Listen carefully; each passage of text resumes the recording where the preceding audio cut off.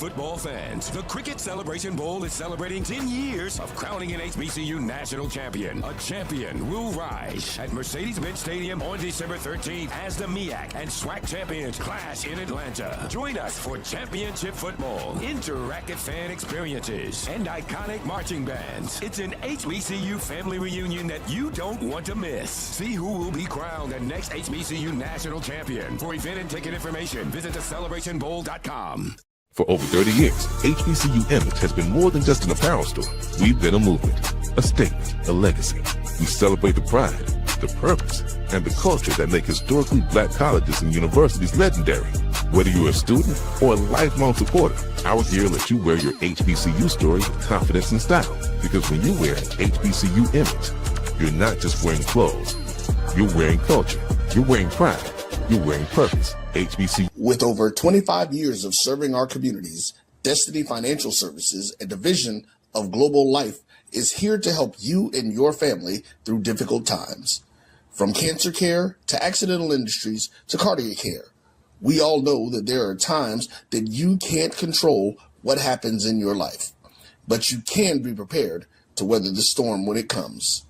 Call DFS at 877-300-8269 or visit the website at www.globelifeinsurance.com. That is 877-300-8269, or again, the website at www.globelifeinsurance.com. ESPN Events presents Red Lobster Band of the Year, a title reserved for elite HBCU marching bands. A season-long competition that culminates in Atlanta on Friday, December 12th. Drum majors, percussion, drill, auxiliaries, musicality. All aspects will be examined by the toughest judges in the world of college bands. 4 will qualify for the big stage, where national champions will be crowned. Follow us on social media for rankings updates throughout the season. And join us in Atlanta on December 12th. For event and ticket information, visit bandoftheyear.com.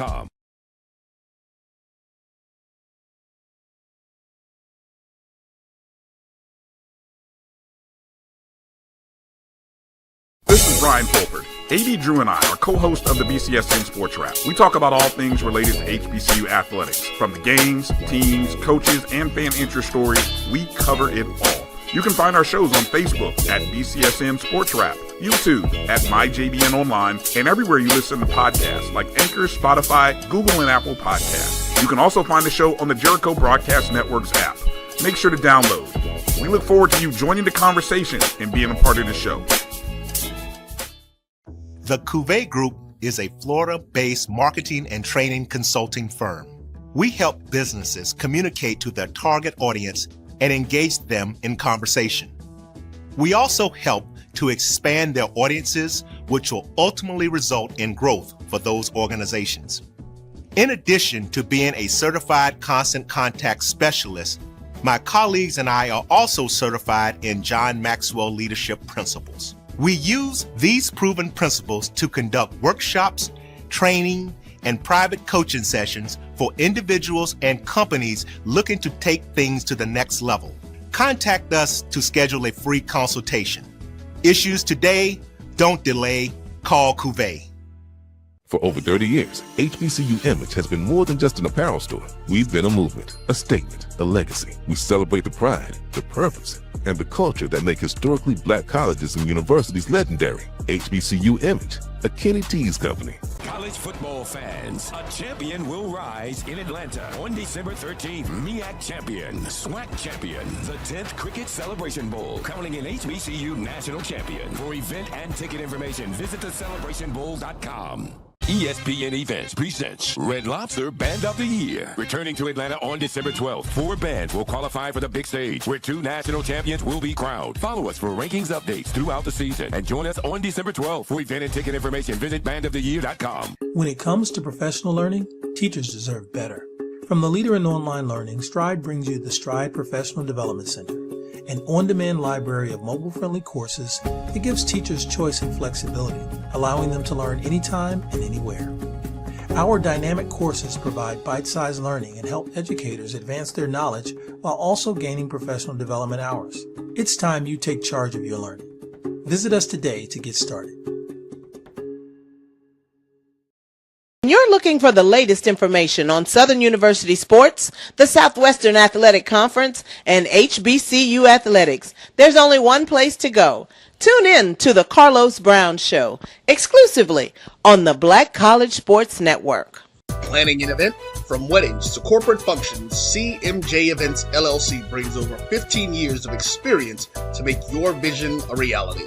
Based in Metro Atlanta and serving statewide, even internationally, we provide versatile event planning and authentic catering cuisines tailored to your needs. Whether it's pre-game meals for student athletes, fundraisers, weddings, corporate functions, CMJ Events LLC is your one-stop solution for exceptional service and unforgettable food. Our diverse culinary heritage means we cater to all cultural tastes, dietary needs, and food restrictions, making every meal uniquely yours. Let's make your next event unforgettable. Visit us on all social media at CMJ Events LLC or email us at cmjeventsllc@gmail.com. Also give us a call at 404-664-3882 so that we can start planning now. College football fans, a champion will rise in Atlanta on December 13th. MEAC champion, SWAC champion, the 10th Cricket Celebration Bowl, crowning an HBCU national champion. For event and ticket information, visit thecelebrationbowl.com.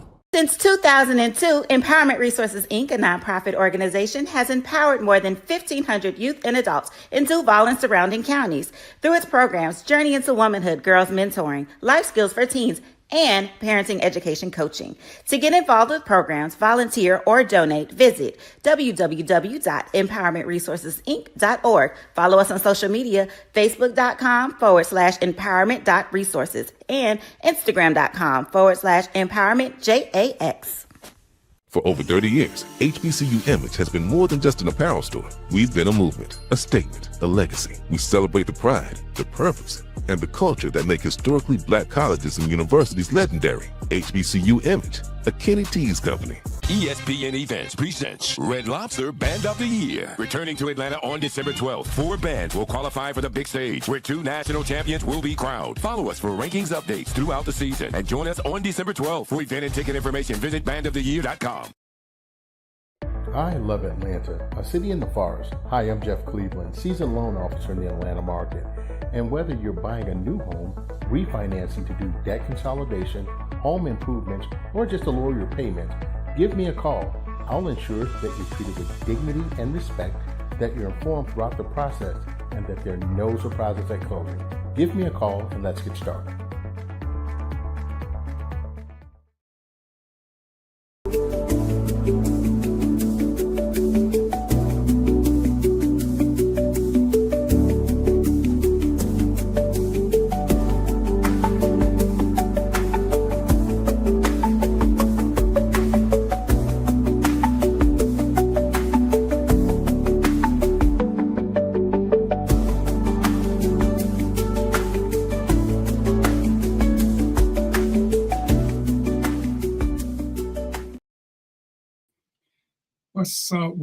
What's up, fam? Today is the 14th of January, 2026. It's a whole new year, y'all. It's a whole new year. Are we still doing the same fucker that we've been doing in years past, or are we on to something new? I'm just saying, inquiry minds want to know. So here we go. It's 2026, and I'm trying to be different. I guess is the best word I can use. You know, one of the things that amazes me, and I got my co-hosts on the show. They got their own opinion. They got their own mindset, which is one of the things I like about them. I'm gonna dress up for y'all this show because I'm gonna put more to work this show. So I'm gonna at least dress up because I'm gonna misbehave. You know, but one of the things I'm noticing is, you know, I got a show. Me and my friends, we do this. And I call them friends, and I truly do mean it, even though I ain't never met Mo and Joe in person. If them brothers called me and needed something, I got it. Mark, I don't know. Mark is a little shaded, but I probably got him anyway. He like to call at odd hours and think I'm gonna answer the phone. At the show, Mark, I'm not answering no damn phone. I don't care. I don't care. I'm just not answering no phone. Anyway, I'm amazed at the number of friend requests that I get. And then they want to tell me what I should do. And I'm just thinking, I scrolled through my page right quick just in case I was doing some drunk Facebooking or I was smoking some weed or some fentanyl and shit. And I'm looking on my timeline to see if I asked anybody what the fuck I should be doing. And I can't never find a post that says, hey, what the fuck do you think I should be doing? Please inbox me and tell me how you feel about me, or what I should be doing with my money, or what I should be doing with my time, or what I should be doing with my subject matter. And then I go to their page, all these people with these great ideas, and it's amazing that people with great ideas, when you look at their page, they got like zero interaction. And I ain't gonna talk about none of y'all, but yes, I am. I have a problem. I do, but I don't care. I don't say nothing to you about it because it's your life. When you make a post and you like or love your own post, because to me, that's akin to being stupid.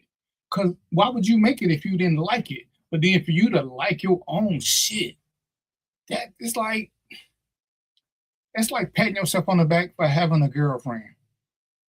Are you really that impressed that you could put words together? Are you impressed that you knew how to hit the send button? I'm just wondering what impressed you so much to make you like your own shit.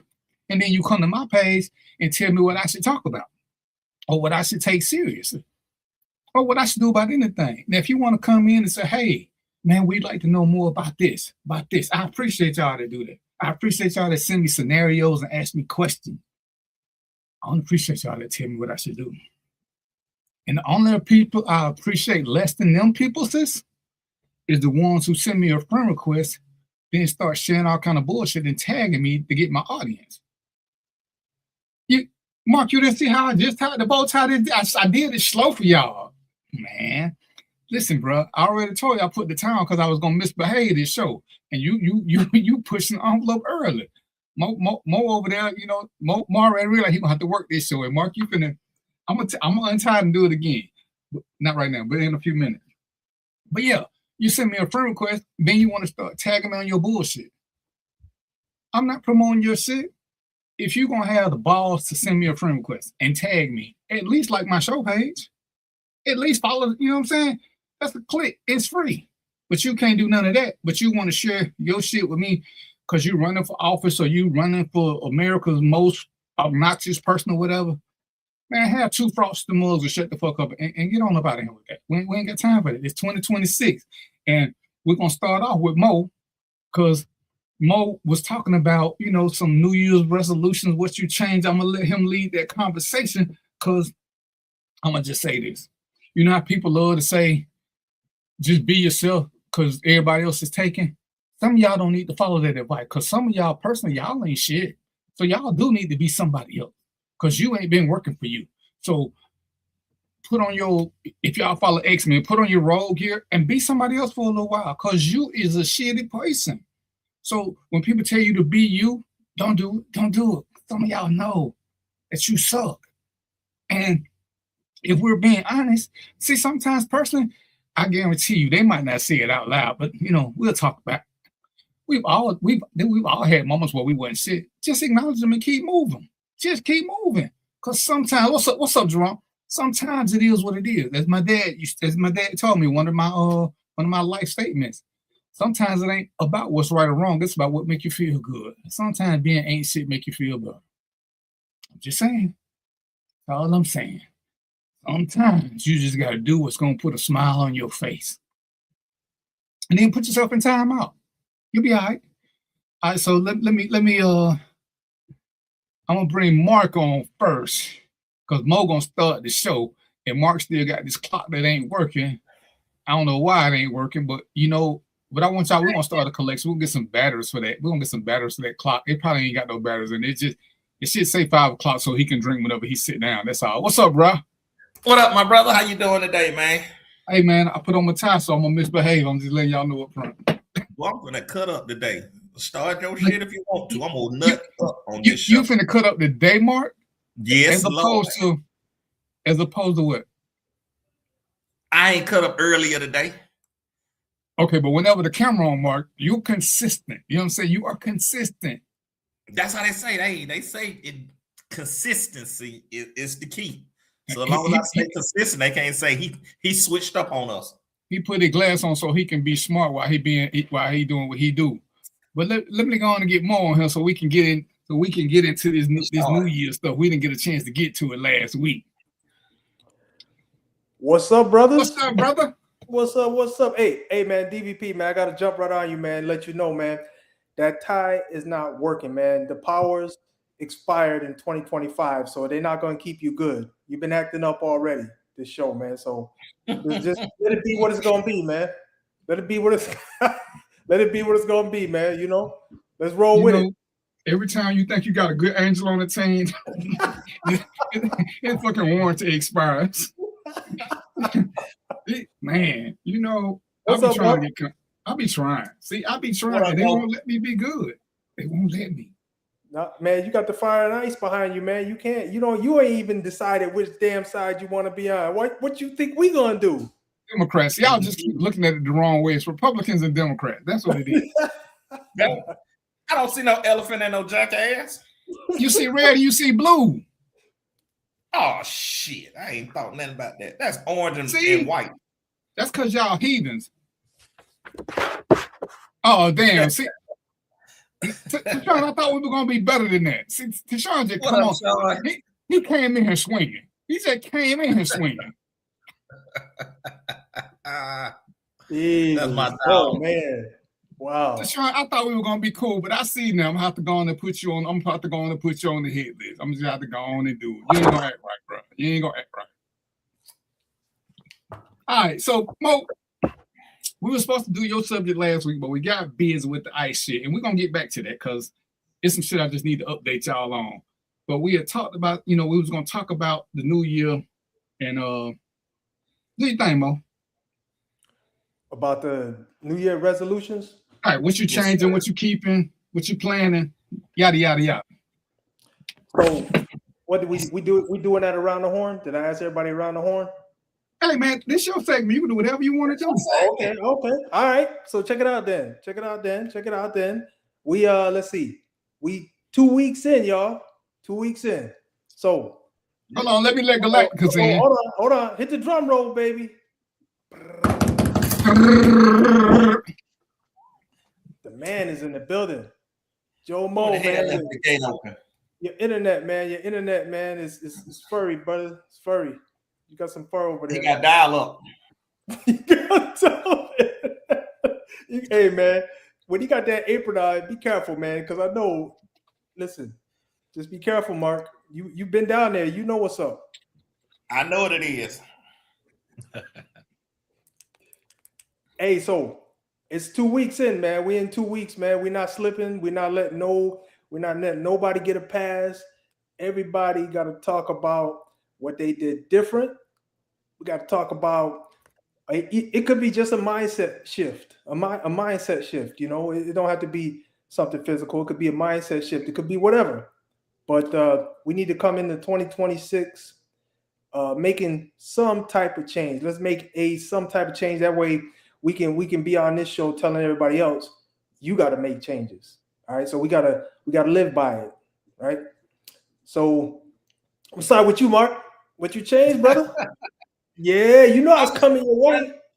Honestly, in 2 weeks, I ain't changed shit. And I'm gonna tell you this. Hey, it's the reason behind it. I'm one of them believers, growing up, you got to make New Year resolution. But then I realized if I think about something in August, why I got to wait the New Year's to start it? Facts. Prime example, hell, I was fat in July. So why I got to wait to January to start losing weight? So I started taking my fat ass to the gym mid-November. So I don't believe in seeing it as an issue or something that I need to change and then just put it off. Because you got to this point because you put it off for so long. Yes, sir. So for me is I identify the problem. Let's go and start trying to change it right now. Unless it's a goal that I'm setting. Now, goals can be set like, hey, by this point, I want to be at this point, setting goals. But as far as the resolution, man, January the 1st, I'm in the gym. No, you knew you should have been in the gym months ago. You know, In July. It ain't the dryer shrinking your clothes, it's the refrigerator. Yeah, man. Oh, So when they cool. realize that, so from that standpoint, but what I have decided to do this year is I'm gonna travel more. My resolution was to make sure that I go to 2 different states each year. Oh, wow. 2 states. So yeah, 2 states, and then I'm gonna do 2 international trips. So that's the only thing I realized this year that's what I need to do. My goal is to hit all 50. I'm at 28 now, so if I do 2 per year, I'll be done for 60. Wow. So you what have you accomplished so far? You on the East Coast? You in the middle? You on the West Coast? Or it's all over the place? For the most part, I did the East Coast. I did a little bit of most of the Midwest, so now I got to do the West. I did the 2 hardest ones, Hawaii and Alaska. I did them, so that's why I was talking about coming to see you. I went and seen Jomo, so let me come on out to Arizona. Come and see what's going on out there. Hey, I tell you what, man, don't come out in June. That's all I'm gonna tell you, man. Nah, man, it's either gonna be March or November. I already decided what it is. It's looking more like November. You already know that. You must been out here before. You know something. Nah, I know it's hot, so I'm looking at that. But as far as other things, I am gonna spend a little more time with my grandchildren. This year I am putting forth a real effort to spend more time with them as they get older. So, but other than that, man, I ain't no resolutions. It's just changing as I go and as I see fit. So I just challenge you and say those are resolutions, man. You know, you got a plan, man. You're gonna do something good. And that's what we should all be doing. DVP, what's up, man? What you got? What you got on the docket, man? Hey, man, my plan is to travel somewhere at least once a quarter, if not more. Wow. Whether it's stateside or abroad, is to go somewhere. Because I say my plan is in 5 years to be living in another country.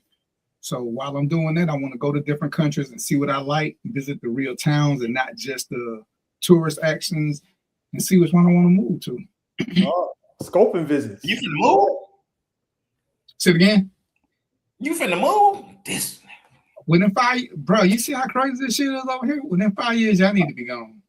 This ain't. As the song and the theme song say, this ain't the life of me. This ain't. Y'all present on some real crazy shit. Then these other people on some real crazy shit. Man, I'm good. Yeah, he's starting the real deal. But I guess we'll wait to maybe Jomo. Hopefully Jomo can't come back. I knew his internet was about to go out because he was all fuzzed up. But my resolution is similar to the one I always had, or maybe we don't call it resolution. We just call it plans for the new year, But mine is, y'all know I do. I teach people how to invest in the stock market, and I got a little reading club. My goal is to just try to get those moving forward and just do some good out here, man. And the stuff that I do is real world stuff. Not saying that the fantasy stuff is not good, because I indulge in that myself. We watch TV shows and all that other things, but I think I get a lot more satisfaction doing real world stuff. I know DVP does some mentorship. I used to do that, so I know what that feels like. This is a good feeling, man, knowing that you help somebody and gave them some tools and information that they could probably use somewhere later in life. They might not know it right now, but trust me, it's gonna help. But yeah, that's my goals, man. And what we're gonna do, we're gonna call them plan of actions. That's what we're gonna call them, not goals. Yeah, plan of action. That sounds better. That's better. Yeah, that's better. It does sound better, plan of action. Because whenever we figure out a way to do something better, we need to start embarking on it. And it's like, people say, oh, I'm getting ready for this. As long as you're trying to get rid of something, you're going to never get there, because you're going to always think of something that you can do to improve it. You got to just start the process. If you don't start the process, you're going to be forever in the planning phase, because it's always something you can do better. So y'all know these, just on that note, y'all know these guys I'm about to tell you about, but guys that you run into the hood, you run in your hood and you ain't seen them for a minute. Be like, hey man, what you up to? What you been up to? You know, what's going on? Oh, I'm about to open a head shop. You know, I'm about to do this. I'm about to do that. So my first question is, oh, you about to do it? What happened to all the other time that you had to do it, man? You know what I mean? Are you just about to do it? Oh, I hit you at the right time, huh? Something gonna always come up. Yep. All Welcome back, Joe Mo. Hey, had to readjust. Had to go get my hotspot to fire you guys back up. Yes, sir. We back, man. So What up, Joe Mo? Hey, I did these two guys, man. So I got to hit you up, Joe Mo. Hit me. And we was talking about what you're gonna do different this year, or what plans you have for this year, man. You got any plans for this year, or anything different you want to do?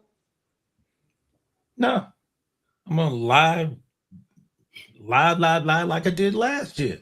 Hang out, be friends with reprobates like y'all, and thank God I'm alive. That's about it. My mama said I can't be nothing if I don't know what it means, so that don't apply to me. Well, your mama wasn't stupid either, so we'll leave it at that. I like that little bow tie, man. What's up with that? What's up with that?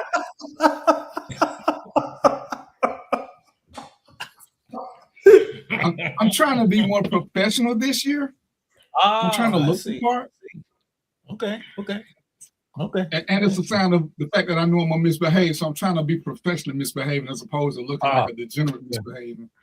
Hey, every time I see DVP like that, though, I think you coming from a job or you going to a job, man. Every time I see you like that. He going to a job interview. He had a job interview. I got my other shirt I was gonna put on. Then something happened, and I realized I was gonna end up misbehaving, so I ran upstairs and got this one. Oh, okay, all right. Oh, is that the excuse you're going with? Okay.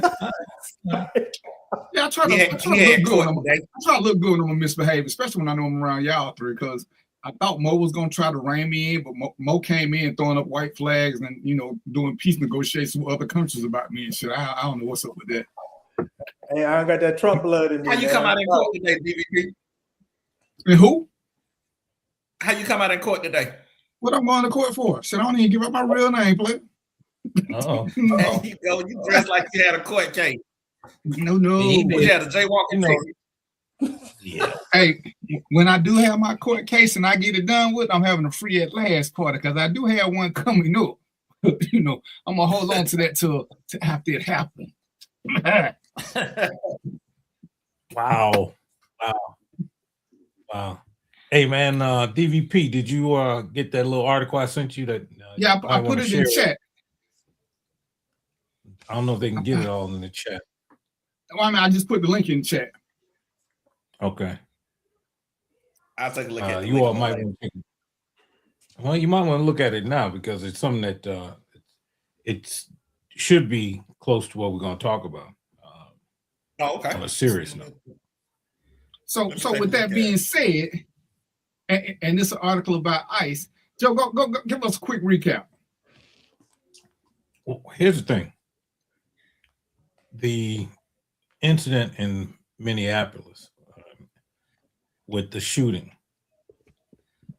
Anyone that believes that's justified, I'd love to have a few minutes with you. It was not a justified shooting. The problem that you have at this point is that it's like the Pandora's box.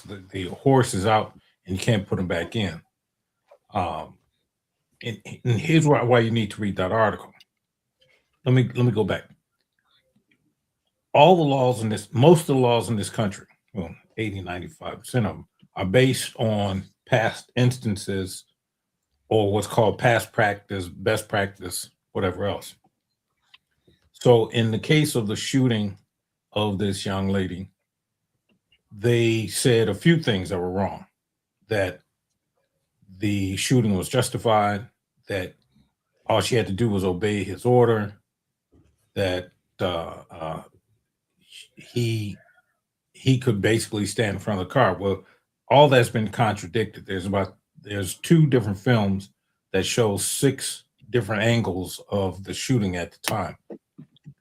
And here's what you have to remember about ICE. ICE is not trained in urban policing. They are trained in a different type of setting. They are not trained to do what we as urban policemen would do.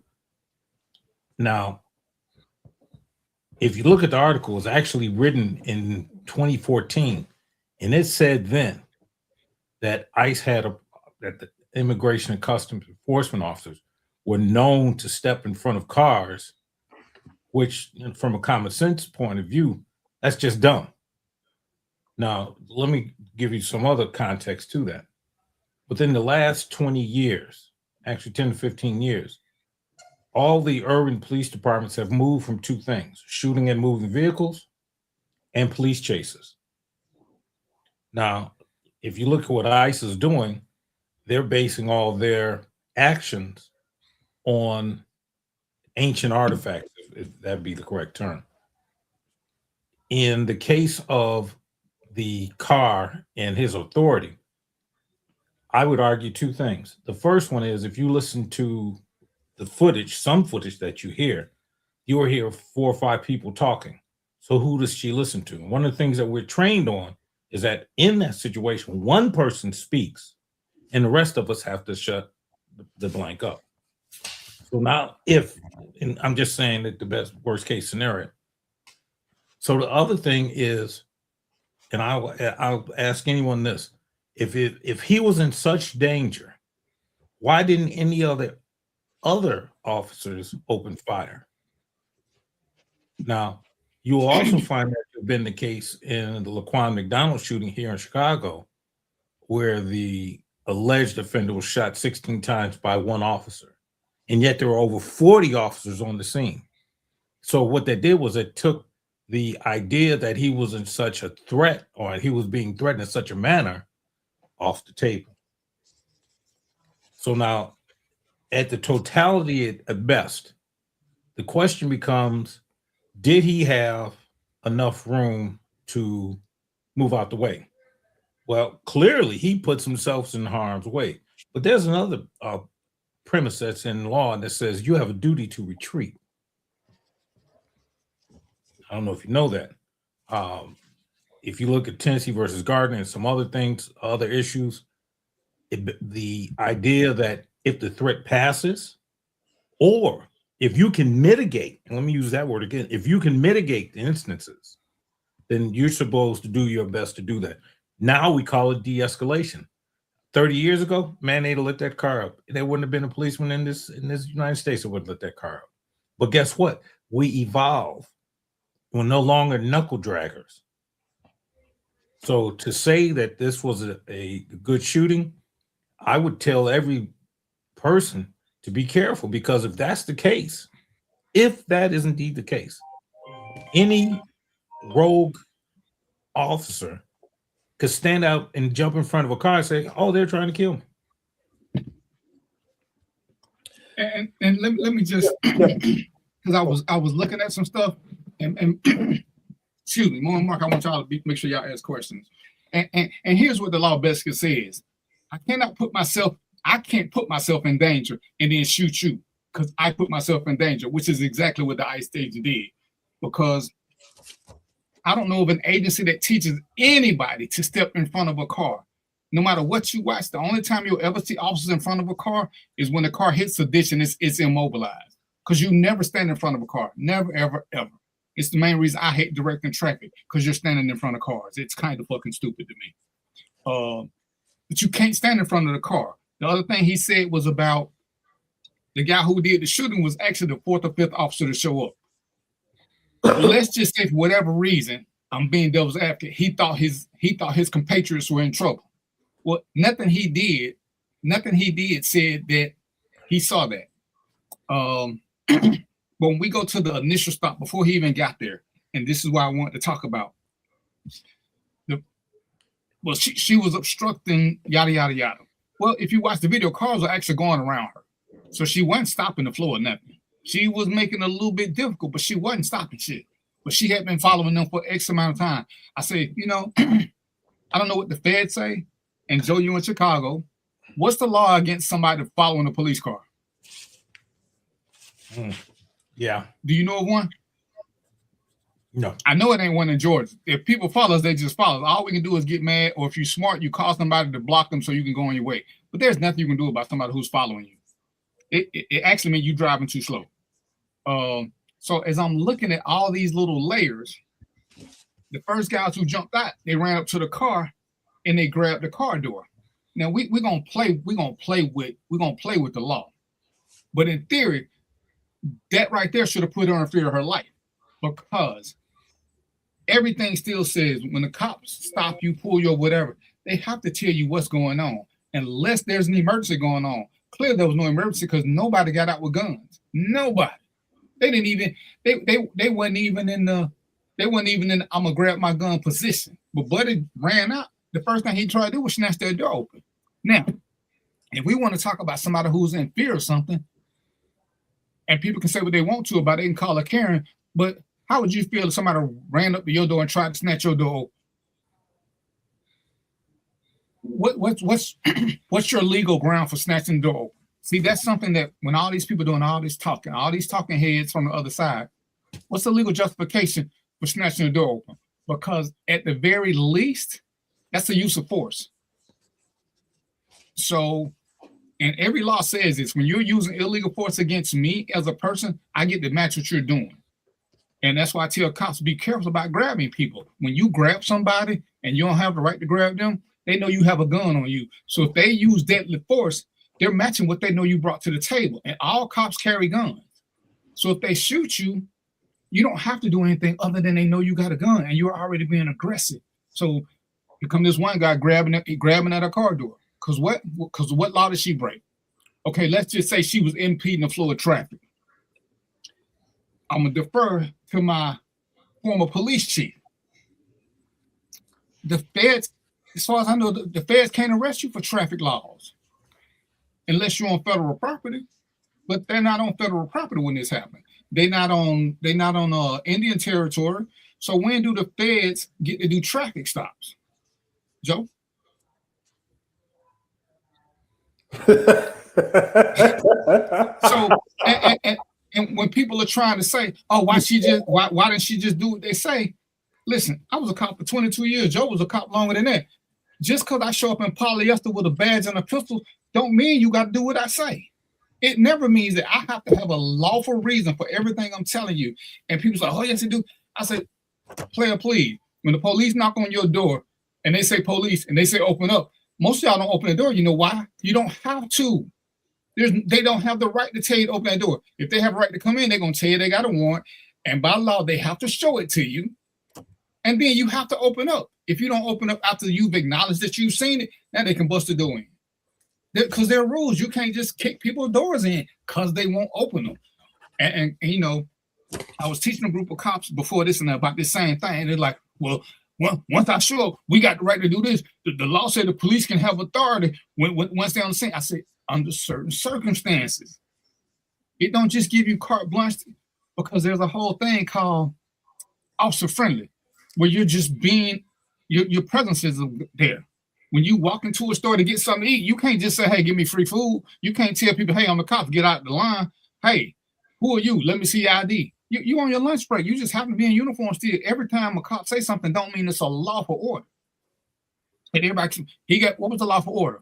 Because for a lawful order to exist, I truly do have to be in police mode. We're either doing some kind of investigative detention, which again, I have to let you know why I want to talk to you, why you don't have a reason to leave. Absent that, you always free to walk away. Because there's a phase of being a police officer that we call officer friendly. When they're just doing neighborhood patrol, they just walking around playing basketball, talking trash to the neighbors, whatever. If somebody's sitting on the porch and they don't like cops and they want to go in the house, the cop say, hey, come back out here. If they choose to go in the house, the cop has no legal, Joe, you're a police chief. You asked me why I went in Miss Sarah's house, because she was sitting on the porch, and when I told her to come in, she went in the house. So I ran in there because she was acting suspicious. Joe gonna say, well, what law was she breaking? Because acting suspicious ain't in no criminal code book.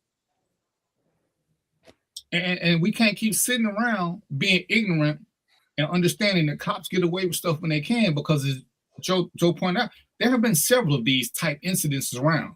Most of the cops are smart enough not to shoot.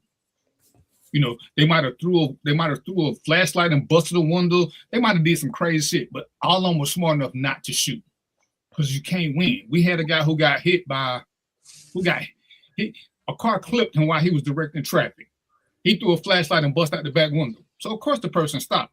He wanted to lock the person up for assault because they clipped him.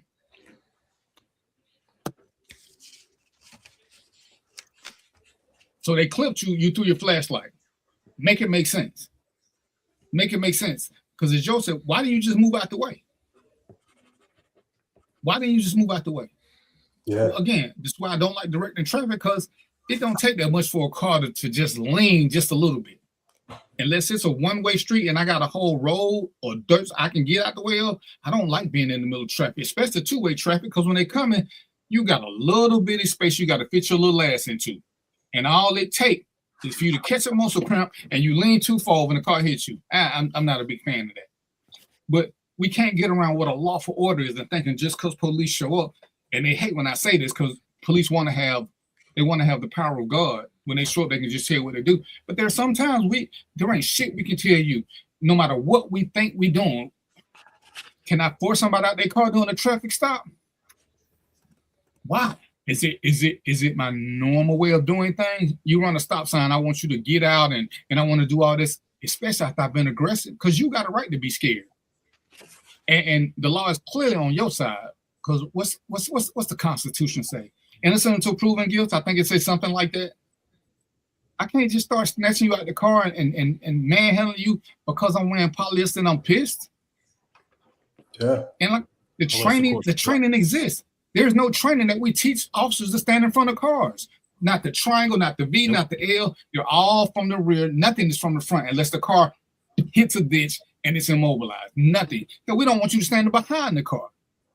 When you stand behind the car on a traffic stop, you see they're supposed to be a little ways back, and they still never stand directly behind the car. They pick a side because you don't ever want to be in the line of the way the car is going. So all they've been saying so far is just straight BS, as Joe was saying. But we have to learn what a lawful order is. And a lawful order is what I keep hearing ignorant people say, she should have just followed the order. So if a police walk up behind you and tell you to drop your drawers and give him some, what's going to happen? Because he's still in uniform. What's the difference between that lawful order and him telling you to get out your car when he don't have the right to tell you to get out your car?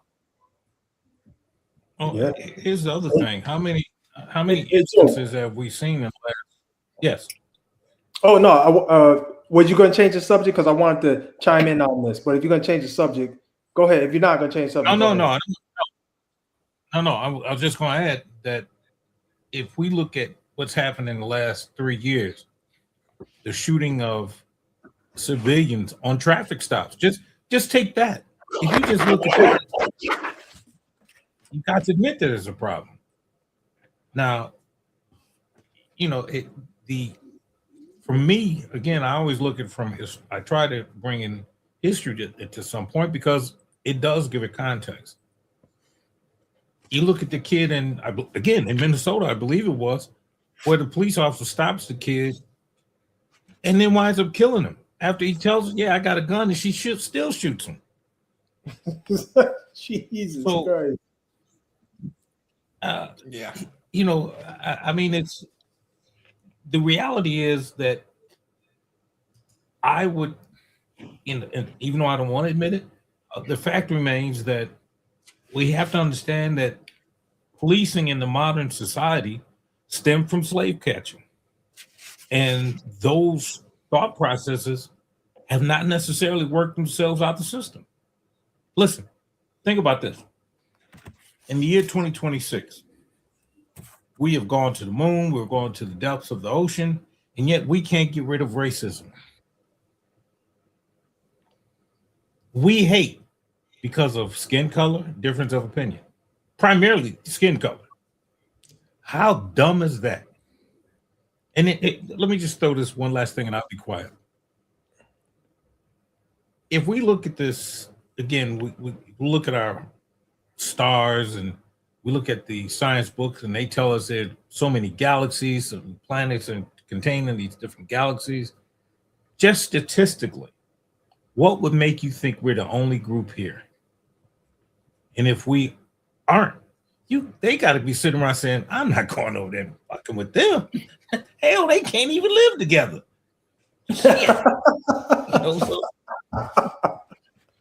Or they definitely saying that for sure, man.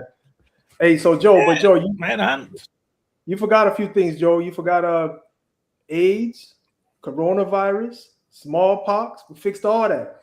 You know what I mean? So, but let me say this, man. I got two perspectives on this, and y'all, this is so you guys said it from the practice perspective. I got the learned perspective. Contested, if it's way off, contested. Even if it's a little off, contested. But here's number one. For me, stepping in front of a car, if a police officer shoots you and they have stepped in your path, they're stepping in front of your car, that's manufactured justification. They just put themselves in a position where they can possibly claim justification because you try to hit them, right? Because because the same thing happened to Alton Sterling, and the same thing, and Joe mentioned Laquan McDonald. Those two brothers, it was a manufactured justification while both of those cats are dead today. You can read on it. You don't have to trust my word. Read on it. You'll see it. Then the second part that maybe people don't think about is, can you imagine if that lady was having a health event? She in the car having a health event, right? He don't know. You know what I'm saying? The police don't know. How you kill and shoot somebody who's possibly having a mental health event? Now we know, just historically, we know people get killed all the time having health events because the officer mistaked that for some type of aggression, or he didn't listen to me. Well, he's goddamn deaf. How you gonna listen to you? Right. Right. You know what I'm saying? So it's a lot of things about this that just don't fit. I say this is one thing I came up with after I wrote my book on policing in America. I came up with this one term. You guys might have an official term. I just came up with my civilian term, and I call it fitness for policing. You got to be fit. You got to have, and that word fitness encompasses a lot. It's not just, can you run a block? It's mental. It's how you make decisions. It's all kind of things in terms of what I call fitness. And if you do something like this police did, man, this cat, he need to be benched. It's over for him. I'm gonna leave it right there. Hold on. Don't call him a police officer. Me and DVP were police officers. This guy does not earn that title. My bad. It's federal guy. and let me say this. Yeah, no. Because you said something more, and I'm gonna keep going back to it. An officer cannot place themselves in harm's way and then claim that you harmed them. Right. It's kind of like when I tell officers, if you're gonna use the you're scared theory, you better be doing your scared shit. I can't pull 4 people out the car and then say I'm scared that they're out the car because they were in the car. I didn't have to get them out. If you're gonna claim officer safety for the reason that you did something, everything you do had better be officer safety related. And that's why we got to get away with. We got to get out this mindset of making excuses for them, because again, the second standard is, what's the norm? What does this officer normally do? Now they brought up the fact that this officer had been he had been pulled by a car before, and my thought was, okay, who gives a fuck? If you got pulled by a car before, common sense would say you would keep your dumb ass out from in front of cars. That, to me, that's what it would say. Because most people who, if you get punched in the face, you know what you stop doing? You stop standing in front of people because you don't want to get punched no more. You stand to the side from that point on because that's a lesson learned. And if he still got wounds from that, if he hadn't recovered, then that's negligent entrustment, negligent retention, negligence, a bunch of other shit. It's all simple. But again, this is the standard I want us to realize, especially as minorities, as people of color. When the police stop you, they have to give you a reason for the stop. They can't just start asking you questions. See, if you fit the description of somebody who robbed the store and I want to identify you, when I walk up on you, I got to say, hey, Mo, I'm Officer Bell, Fulton County Sheriff's Department. We just had a burglary down the street. You fit the description of that person. What I'm going to do is I'm going to handcuff you and I'm going to take you back to the store to see if they can identify you. I got to let you know all this. I can't just run up on you and tell you, hey, turn your ass around, put your hands up and get in the back of the car. That's not the law. The law says you're still innocent till proven guilty. I don't care how many descriptions the only way I can ever get around that is if somebody said you had a gun and been shooting. Having a gun by itself won't do it. If you ain't shot at somebody, I still can't put you in that. And as Joe said earlier, shooting at a vehicle is pretty much banned everywhere. To shoot at a vehicle, you're going to need to be on a one-way street and they're already going down a dead end. And they better have killed some people, not tried to, not raped, they better have killed some people.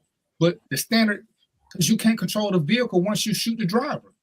So for him to shoot where he shot and the car kept going on, that means you putting everybody else in harm's way. That's the officer's fault. Because Joe will tell you this, I'm responsible for every bullet I shoot. I'm responsible for all its consequences and repercussions, which is why agencies they cut out shooting at vehicles. Hell, they don't want you shooting at a fleeing felon because most of us ain't good shots.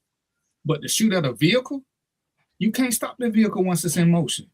And the only time I can even see that being a legitimate issue is if somebody's trying to run the vehicle into a crowd of people.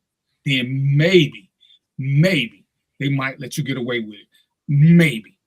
Even then, it's like them people got a chance to jump out the way. But that might be the only time you can shoot at a moving vehicle if you know it's going around a crowd of people.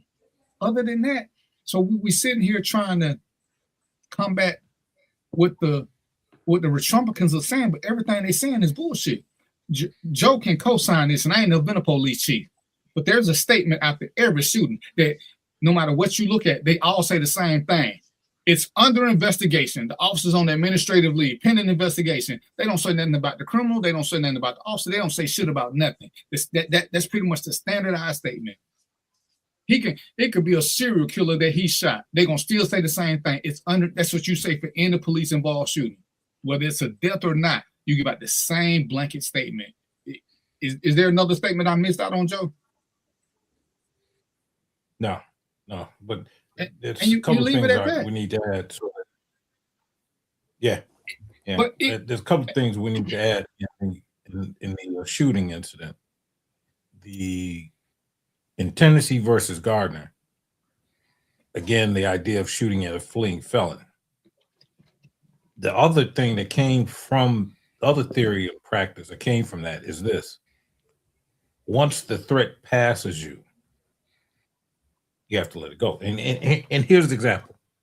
Let's say you got a guy that's, for all intents and purposes, he's throwing knives at you. And he runs out of knives. Can you still shoot him? Well, let me make it easy. I know, Mark, you would shoot him. But you can't, because the threat is gone. He's no longer, that threat level is, that level of threat and intent is gone. And the courts look at it like that.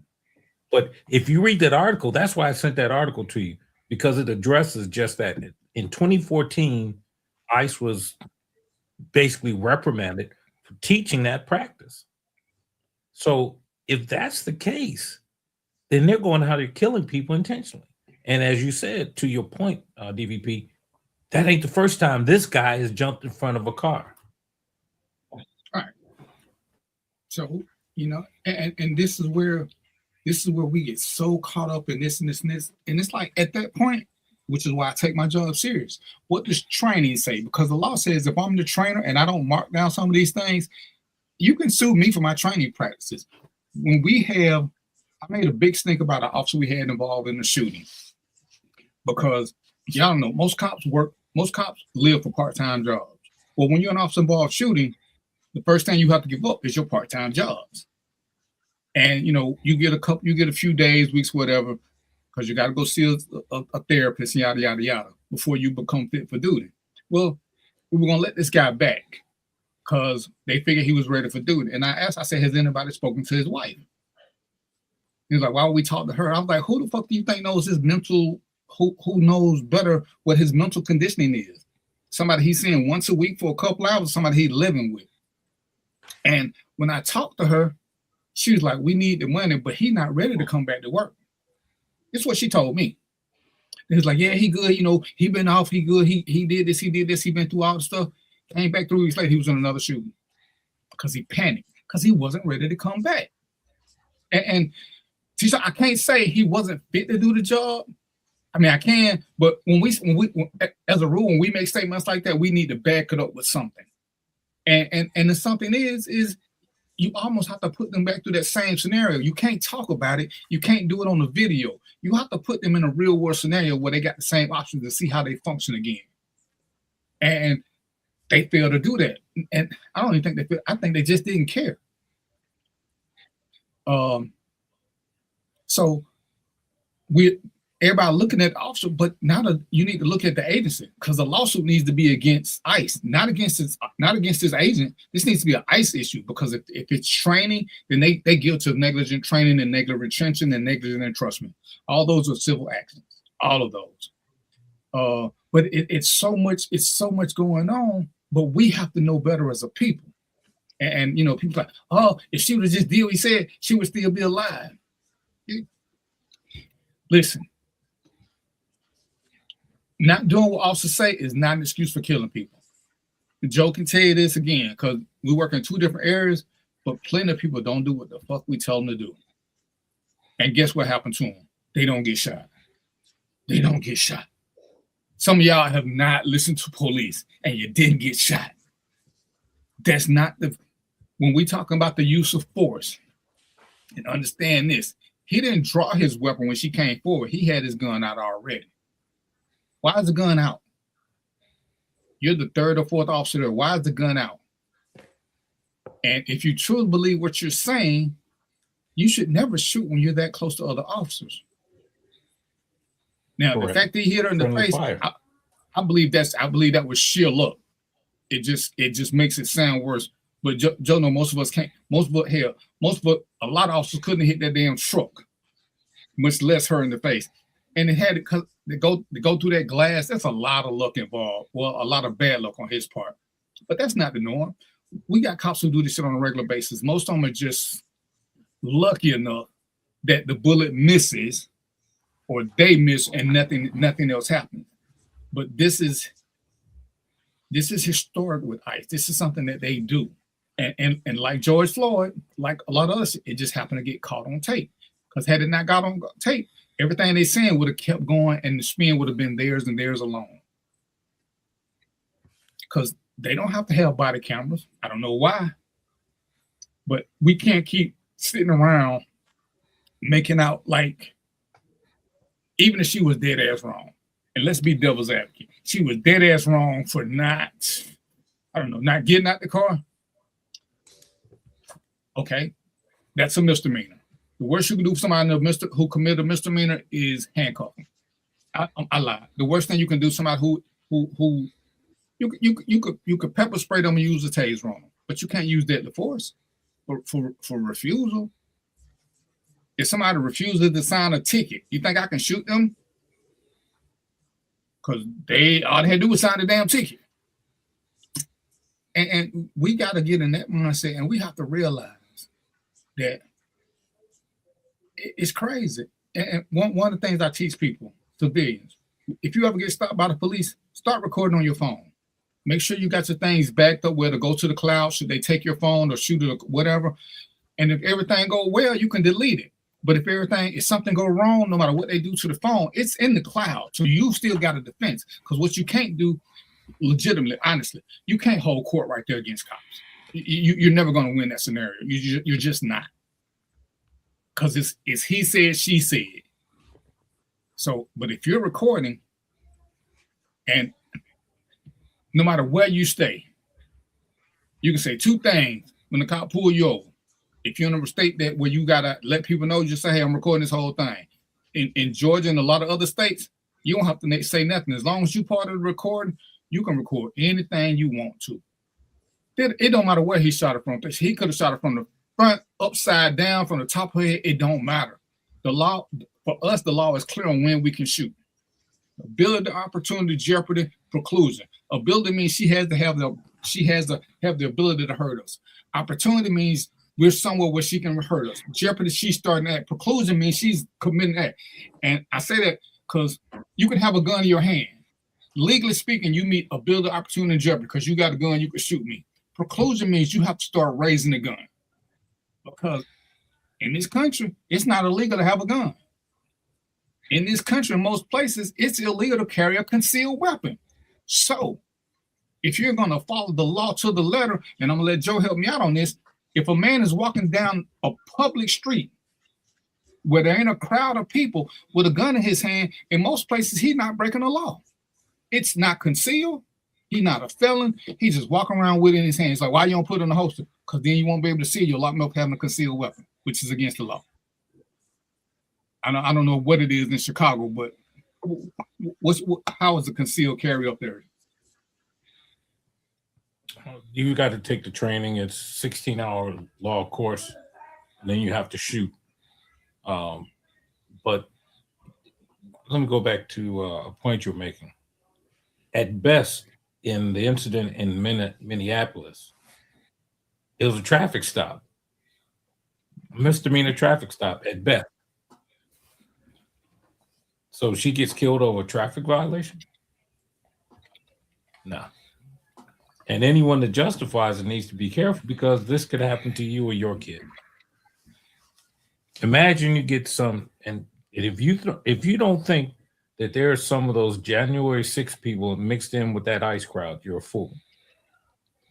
So it's now a matter of payback. And guess who they paying back? Now, is it open season? I won't go as far as to say that, but it sure as hell looks like it. You know, last time I looked, if it looked like a duck, quacked like a duck, it probably is a duck. But it is. So if you and G-Boom, the difference is in who's enforcing the law. The police and the military are two different entities. The police have to take prisoners. They have to take prisoners. The military doesn't. When the military come in and it's martial law, that's a whole different ball game, which is why nobody wants the military coming to their city. The military can shut everything down. And guess who can question them? Nobody. Nobody. And let's run with that just for a second. And just so everybody knows, if martial law is ever declared, and let's be very clear on this, all civilian government ceases. All. Fire, police, courts, prosecutors, it all falls under United States Code of Military Justice.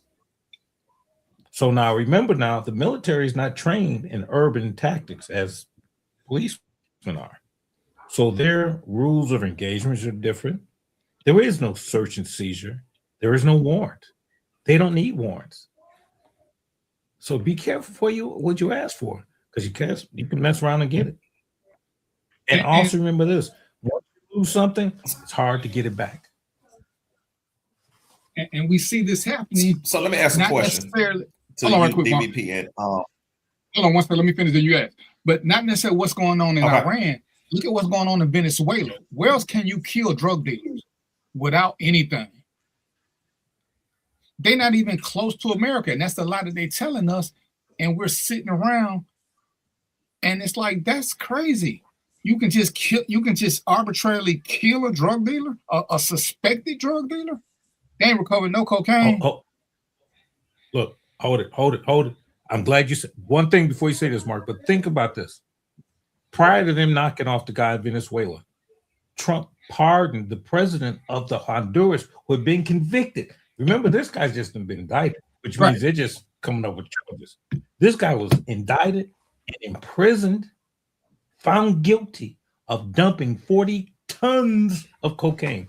So let me get this right. So the guy you got convicted in your jail, you let him go, but you take you go snatch this other guy from a country that you just indicted. You don't see nothing wrong with that. But Mark, please go with the question. Wake up, Mark.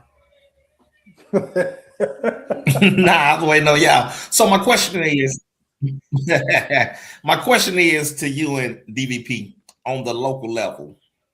How do we get change? I know we talk a lot about training, and DVP was a training officer or whatnot, but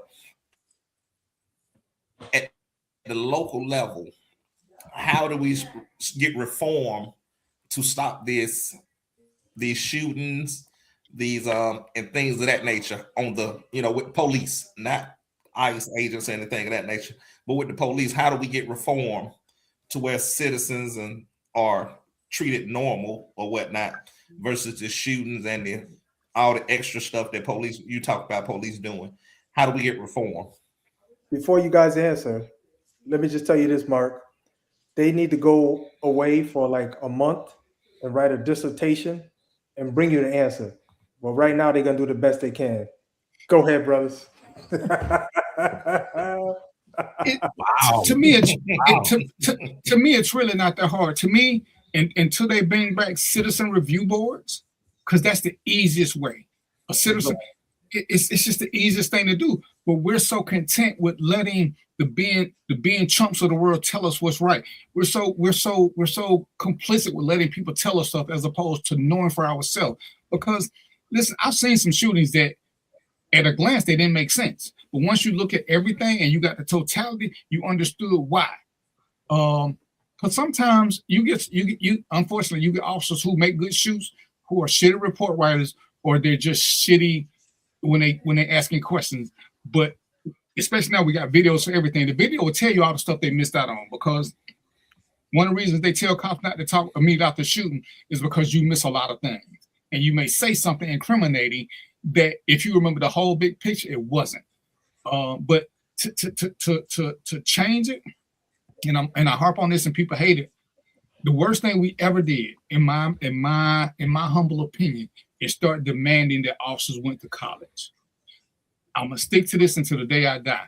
I can train a clerk from QT to be a better cop than I can a 4-6-year graduate. Because when they go to college, they're not meeting the same stressors that a cashier at Quick Trip. They ain't had nobody get into their face and keep talking shit and talk about their mom and talk about they're gonna slap the taste out of their mouth. Most people who have jobs working with the customers, especially, and I use Quick Trip because it's just easy, they've had angry customers. They had people say shit to them about what they was going to do, about what they was going to come across the counter. Most college kids ain't never had that. So we take them with this college degree, and I ain't knocking college people. I'm just saying this might not be the career for a lot of y'all, unless you want to be an administrator.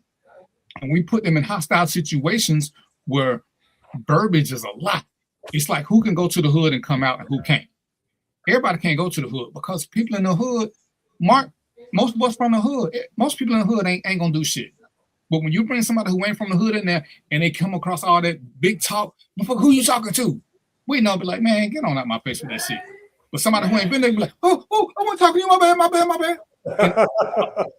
And I ain't knocking them, but that's what we getting with a lot of cops now. They've never been verbally accosted. They don't know how to just work around that.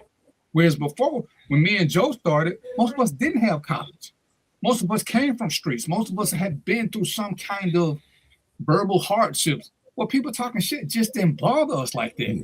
Now you see, anytime somebody say something about a cop, they get sensitive because, oh, I felt like this. Listen, I try to tell all of them, you're going to know when somebody want to fight you because they're going to hit you. If a man take the time to keep telling you what he going to do, there's a 90% chance that he is not going to fucking hit you. I've been in fights. Nobody said, hey, I'm going to count to 3 and sit you. We didn't play that baddest man hit my hand shit or knock this shit off my shoulder. When a dude want to fight, he's swinging. You know from that point on what's up. There's no whole lot of talking. There ain't. But you get these college boys and you like, hey, what are you looking at? Oh, he being aggressive. Dude, that's just the way they talk. They ain't being aggressive. You just ain't never been in this environment because you came from this thing where the hardest thing you had to do was cram for a test. That's a big issue. That's why we got so much more of these. We didn't have a lot of this in my day, and we were doing way more, but everybody understood their role in a thing. Now, you got these people, it ain't that they need more rigorous training to show them because you can't put them through that. Because just I can bring you to class and I can verbally abuse you, but you know what it is? You know it's class. If you ain't already had it in you, this ain't something you can learn on the fly. This is not something you can. It's kind of like fighting. I can teach you to defend yourself. But if you 35, 40 years old and you ain't never been in a fight, I can't teach you how to fight in 6 days. I can't even hone your skills. You ain't never been in a fight. And I can tell everybody this. Anybody who been slapped, anybody, the first time you got slapped, the first thing you did was ask yourself, what the fuck just happened? Nobody responds to the first time they've been slapped. The second time you get slapped, you ready because you already been slapped. But that first slap is a fucking, it's like, you can't believe you got slapped. Ain't no defending yourself because you thinking, damn, you can't respond because you never had it. And again, some de-escalation comes from what we do growing up. Because what happens when me and Joe start talking shit? Mo gonna step right on in and say, man, y'all let that shit go. It's what we naturally know how to do. It's been ingrained in us for years and years in public schools and public housing. We've been getting this over and over and over and over and over again. In suburban America, they're not getting this. We don't do time out in the hood. They do time out in suburbia. So when I keep getting these suburban officers, and I ain't knocking them, but they come from a place they don't know what goes on a daily ground with us. And you know, I used to go to Bankhead, and one time I had to take a recruit with me. When he got out of the car and he had his hand on his pistol, I just started laughing at him. He like, you ain't scared? I was like, nah. I said, these boys ain't gonna do nothing. I said, one, you with me. So, you know, here they come out, they running up to the car. What's up? And he like, hey, man. And I saw him getting nervous. I said, listen, man, back off. Because I know what y'all doing. Y'all trying to intimidate the little young fella. Because y'all know y'all got him scared shitless. He's sweating. It's fucking 30 degrees. He's sweating. He ain't never seen as many black people. And they surrounding us. Because that's what your friends do when they play. They act all rough and tough because they know you got a new guy. Listen, man, stop or he fuck around and shoot two of y'all. Yeah, reflex. But it's like, well, you got to show them around. I can't take the fear out of you if it's something that you've never done. You got your life experiences, and that's part of it. I mean, we can have these classes with de-escalation and verbal judo and all that. But if you've never done it for real, if you ain't had somebody in your face, nose to nose, screaming at you and yelling at you, and you, Mark, all them football games, how many times was people threatening to fight doing football games where they yelling and screaming and spitting back and forth, and nothing happened. Because we all know the same thing. If they're going to fight, somebody would have been swinging. Every game. Talk is cheap. But who recognizes that? People who come from a talk is cheap. Facts. And you know, but we wanted a more educated officer so we could justify the pay. Yeah. And it didn't justify it. We got better educated officers. They still don't know the law. They just know algebra and trig better than me. They might know social studies better than me, but they don't know people better than me because they ain't never been around people. They've been around classmates, smoking weed, doing whatever the fuck these college students do. But it wasn't living real life.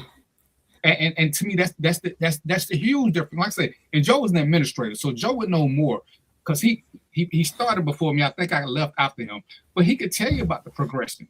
Like I say, in my day, most of us were hood dudes, so it was nothing for us to go to the hood, and we didn't have to pull out our guns. We didn't need SWAT teams. We go, hey, Pee-wee, bring your ass on out here. Don't make me call them boys, because then you know what's going to happen. We're going to shut this whole thing down. And guess what? Say, come on out. They had violent criminals back in the day, but we had rules that most people played by. Joe can tell you, if you caught a true criminal fair and square, there was no shootout. No. Best they might try to do is run from you. They weren't even swinging at us. If you caught them fair and square, you caught them fair and square. Most of them weren't fighting us. When they fought an officer, and I can tell you this from my own experience, they fought officers that they knew was crooked. They shot at officers that they knew were crooked. And this was a thing that crooked officers hated you bringing up. But some officers didn't shit happen to them. And why is that? Because they weren't bad officers. And so nobody had a vendetta against them. Nobody was like, yo, this guy ain't going to treat me fair. If they know you was going to treat them fair and you was doing right, you caught me this time, player, then you caught me slipping. That was it. We don't have that anymore. Go ahead, Joe. I'm sorry. No, it's interesting because I remember pulling up to a stop, you know, a wino call, disorderly call. It's a true story. So the guy standing on the corner, and you know how we got the S on the chest, whatever else. So I'm like, all right, if you can answer these questions, and the crowd's getting bigger. If you can answer this question, I'll let you go. That's it. How many feet in the yard? I'm getting all tough, right? I got 2 guns on, 45 through 57. I'm dressed in my dress blues, got my long kill. Like, why not say? All depends how many niggas in the yard, man. Crowd. Lost the crowd. I even had to laugh. I went and bought him a pint. Oh my goodness, that's funny. Got me. Bingo. And the new officer gonna say, "Oh, you're a smart motherfucker, ain't you?" Right. You know, and that's the difference. We used to pull up in places and they be signified, man. They talk about your mom in a minute, so I talk back. But what you say, Joe? If it's funny, you gotta just laugh and go on and take it on the chin. Man, you got to take it. You got to. It's just funny, and you going on. I had to tell one cat. I said, "Man, I'm using some of your stuff." But the new officers ain't ready for that. No. So, Deshaun, a part of me agree with that. They need more rigorous training, but the training they need that needs to be rigorous is in self-defense. It is in verbal judo. It is in more scenario-based stuff, not videos, not fucking simulations with a computer. Because once you start doing the real-life scenarios, at some point, the adrenaline button get pushed. It's like I would tell my students when I teach defensive tactics, I let them go to lunch. I give them a warning before they go to lunch. Get you a salad, get you something light, because when we come back, it's gonna be on. They hear me, but they so used to eating the big lunch to come back. As soon as they come back, class start at 1:00. Well, some of them get back at 12:50. They good students. They don't want to be the last one. At 12:53, we fighting because I jump them coming down the steps. Cause boy, then I had them burgers and fries and the shake. They got all this shit. Oh man, hold on, I gotta throw up. See, this shit is like a job, player. Eat when you get off work, but you can only show them that in real life. Cause I can tell them this all day long, and they thinking in their mind, well, I just ain't gonna volunteer first, cause I'm gonna wait to be last. But when you coming back from lunch, you don't get determined because I don't ask for no volunteers no more. I jump you when I feel like it. And don't let me have 3 or 4 volunteers because we just picking people as we want to. We thinking who looks sloppy, who look like they said, fuck him, I'm gonna eat what I want to eat for lunch. That's the one we gonna get. And we so good, like I said, when it's 4 of us, we'll start 4 or 5 different fights at one time just to get everybody away. And then guess what they stop doing? They stop eating heavy lunches because you can tell them something, but they ain't hear you. That's why, I'm not a fan of cops eating while they don't do it. It serves no purpose. When you got to chase somebody and you don't have that big greasy filled fat-free meal that some place done gave you, you ain't sitting the rest of the day. Now you tired. Now you this. Now you that. Yeah. And it's about right one. It's more about situation. It's about your own personal safety. You can wait 8 hours to eat a big meal or 10 hours, whatever it is you got going. You don't need to eat big meals while you on shift. It's hard to get that into them. And then even with the training, sometimes you have to get these guys real world case scenarios. When I tell the people about the guy in Pittsburgh that shot the guy who stole a car because he shot at them, everybody like, oh, the guy shot at him, but he violated policy. He went after a stolen car by himself. He caught him on a dead end street. The guy didn't give him a way to get out. So when the guy shot him, he shot back. Oh, it was a good shoot. There ain't a policy around to say you can do a felony stop by yourself. So now the department got to pay. Now he got a little flag on him. He ain't gonna get nothing else. The guy in what's the guy's name in Minnesota? The one that killed, what's his name? Chauvin. Look at his history. 21 times he had been to the principal's office about that neck restraint thing. They teach it in Minnesota. They made him a training officer. So if I'm doing something that's supposed to be illegal and they teach me to train it, who learning something? But they never attacked Minnesota's police academy. But this was a taught technique. And lots of other places. Here, California used to teach the chokehold. They stopped. You got to know what people are teaching, and then you got to amend the teaching. Georgia will not we will not condone you putting your knee on somebody's spine. We will not condone you putting your knee on somebody's neck. We tell you under no circumstances, even in life or death, should you ever put your knee on somebody's neck or their spine. There is no way we will ever clear you for that. You can think he about to kill you. You shoot him first, but if you put your knee on his neck or his spine, you're dead wrong. Well, there is no way for that because it's too much limits. Once you put your knee on them, you put that weight on them, you got the power to cripple them. So we don't even teach it. You can't even accidentally do it. What's up, Taylor? So these are things where we can increase the training, but most of the training now is about so much effing paperwork.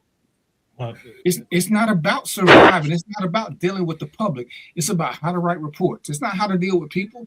I mean, we got all these CIT teams now, crisis intervention, where they trying to teach you how to deal with people during crisis. But everybody don't even get to go to that. So how do you know when it's a crisis? So I got the training, but Mo and Mark didn't. So when they go to the training where a guy is going through a situation, what are they supposed to do? Call TV timeout? But because they ain't the teacher's pet, they don't get to go. Right. So they stuck. What's up, Ariel? So it's a lot more to it. And one of the biggest ways to change this, and I had to find this out the hard way, is you got to start suing agencies. Because every agency, they'll give you their budget. They'll tell you what they spent. They won't tell you what they paid out in civil suits. And most of them have paid. Ooh, boy, if you see what LA paid out in civil suits, man, they could have hired fucking 30 officers. Fulton County done paid a shitload of money in civil suits. This is something that nobody will ever talk about. They paid for illegal arrests. They paid for a lot of crazy, not letting people go in time. These are things that cost you as a taxpayer money. So if we want true reform, we need to start mandating that they make this public. This will tell you how much training that they need. Because once you get that information, Obi-Wan shaking his head. What's up? No. Let me go back to the very base question. How do we change this? You have to put people, and it's going to hurt some people's feelings. You got to vote. Every ordinance, every law, every not the B word. Yeah, it has something to do with an election. So and you see messed up instances, that's because the person that put it in place was messed up. You can't change these laws. Listen, you can write as many petitions as you want, but unless that petition is backed up with a vote, means nothing. Here, prime example. In an election for judges, it's a popular election. So in the case, let's talk about the guy that got elected up in Wisconsin with the the idiot that shot 3 people. He got elected with less than 500,000 votes. Actually, I think it was less than 10,000. In a town that had a million votes or something like that. Oh. So when they tell you that the minority run things, it's true. So if you don't vote, you don't count. You can raise, you can march. Look, you can have balloon releases all day. Don't mean jack doo-doo. You got to get people in there. You got to vote people in there going to do what you want done. I'm gonna add this, and I don't want none of y'all to get bent out of shape. Quit praying for change. Vote. Prayer ain't changed. Ain't got. Remember now, Donald Trump said Jesus or God sent him. So quit doing this prayer thing. Let's action. Voting changes thing. When you have voters who want something, shit change. Yes, people who bitch don't get nothing changed. The power is in that little pokey thing. You got to poke. As Malcolm said, that's your ammo. And it's crazy. I seen like 10 posts today with people who didn't vote, but now they want to say something about what's going on. My mama told me, if you don't vote, shut the fuck up. Now, once you vote, even if your person don't lose, you get to say something because at least you tried to change something. But if you didn't vote, shut the fuck up. Don't nobody care. What are we going to do? Let me add this too. If it didn't matter, there would have never been a conspiracy at the ballot box. Just think about that. Why are we trying to prevent voting? Why are we trying to close the polls down early? Why are we trying to make it difficult for people to vote? No, they're trying to make it difficult for certain people to vote. That's who I'm speaking to. We speaking to our people. Yeah, that's the point. That's the point, Joe. That's the point. Listen, man. If it didn't matter, you would have the right. You wouldn't have this act that got to keep being. When is it up to be voted for again? In a year or two? I think so. The Voting Rights Act, ladies and gentlemen, we don't have a right to vote. It's not a constitutional right for us, as in brown people or minority. It's not a right. And I hate to change the subject right quick because I'm gonna do a subject jacket. To me, it's stupid that we keep talking about reparations. We keep talking about this. We keep talking about that. We don't ever talk about the right to vote. Because at any minute, Joe done said this more than twice now. Once you lose something, it's hard as hell to get it back. And we're gonna get so caught up in all this other bullshit, they're gonna slip it in the table in one of these omnibus bills that fuck them colors. They got enough shit that we got them so distracted. Ain't nobody asking for the right to vote. So we're gonna do a quiet vote and say no. And then the next thing you know, we ain't gonna get it. Next thing you know what happens when we don't get the vote? They're gonna be shipping all our asses out pretty soon. That's the get your hand out of my pocket theory. Well, when Joe Rogan turned on the president, that's saying a whole lot. It matters. It definitely matters. But it don't matter because we'd rather be ignorant and let somebody tell us stuff. Ladies and gentlemen, this is my challenge to everybody who's watching the show. It's 4 of us on here. We do what we do. If you don't like something we say, Joe is the best at this. Find some proof and challenge us. We don't want you to just believe us because me and Joe got experience as cop, or Mo wrote a book, or Mark do what Mark do. Challenge us. Challenge us. Because we ain't gonna tell you to do your own research. We will give you places to go, and then you can still do your own research to make sure ours ain't tainted. The best thing I can tell you.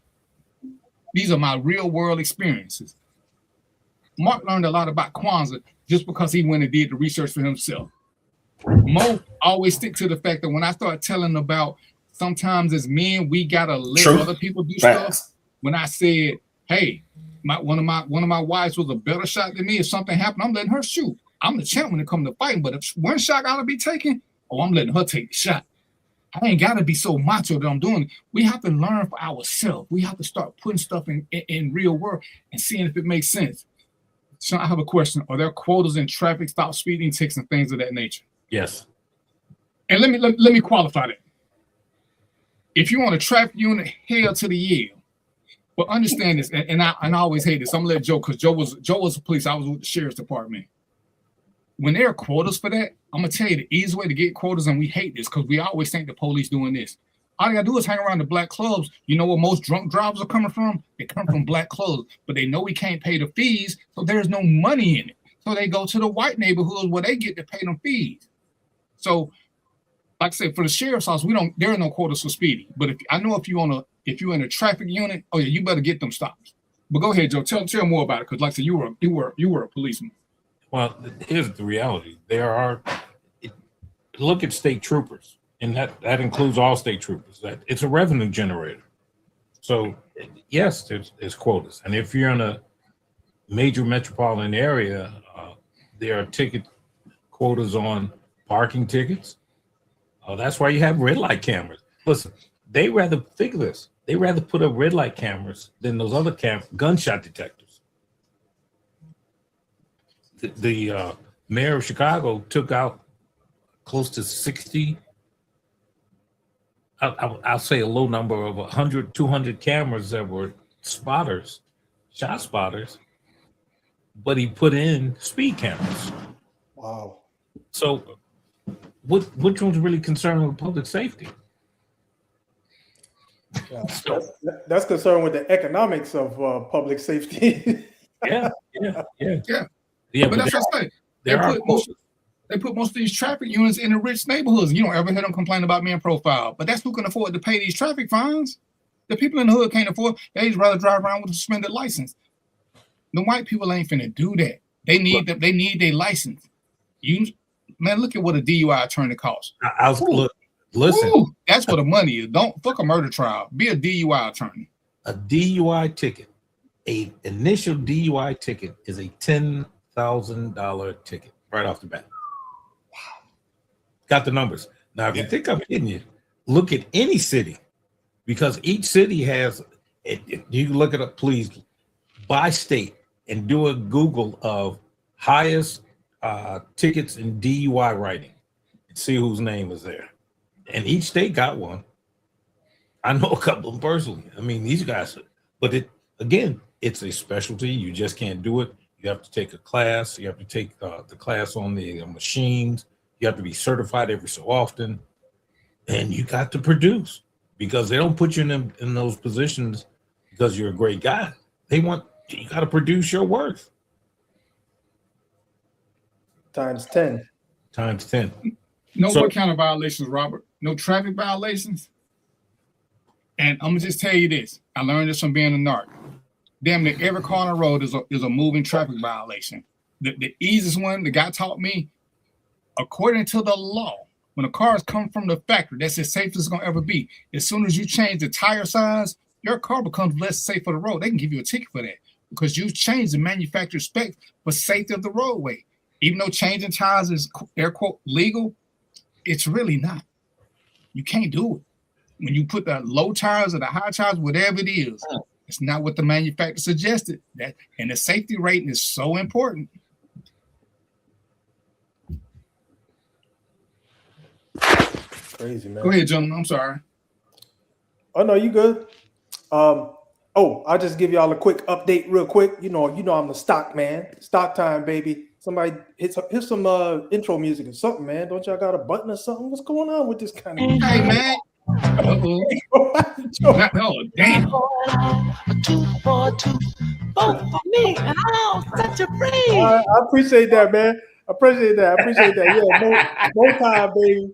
All right, so I just wanted to mention, y'all know we've been tracking. I sure got a question for you. Yeah, we've been tracking target stock. So I'm just gonna give y'all the update. You know what I'm saying? So the update is this. When we started this boycott, I'm gonna call it boycott. When we started the boycott, the stock was at 93. When the boycott ended, it was at 87. So it lost 6 points. Okay, so that's 6 points it lost. Today it's 110.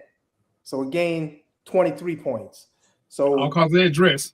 It looks like there was a little impact, and then recovered nicely. So if you bought that, here's the thing. So I'm gonna just tell y'all this. This is the statistics on it. So this is one of the things where you gotta deal with your own morality. If you would have took advantage of this boycott, because you know what's gonna happen. Businesses like Target don't go out of business, folks. They just don't.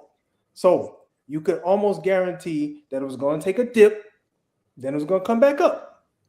Your job was to estimate where the bottom was at, right? Because if you bought it at 87, if you caught it right at the right timing or somewhere close to there, and it went back up to 110, you made $23 a share.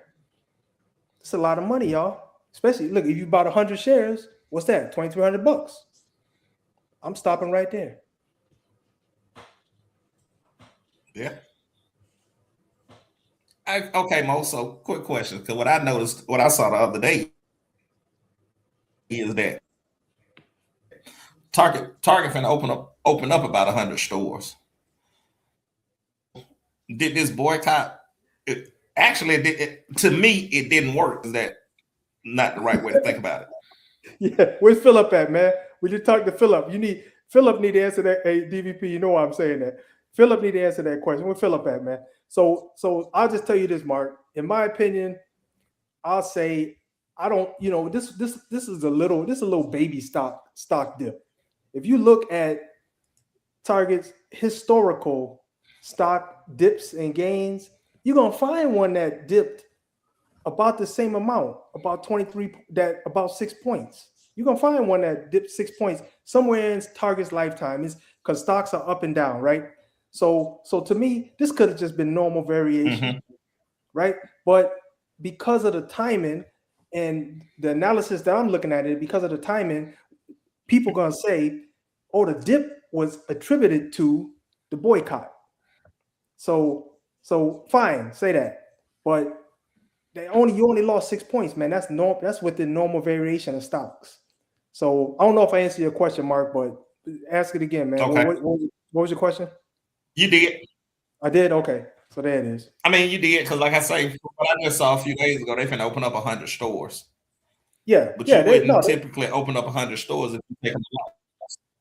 Facts. Yeah, no. If you got, I mean, So look, either they had a great recovery campaign, or this little boycott was a flea on my shoulder. Get off of me, man. It was one of the two, right?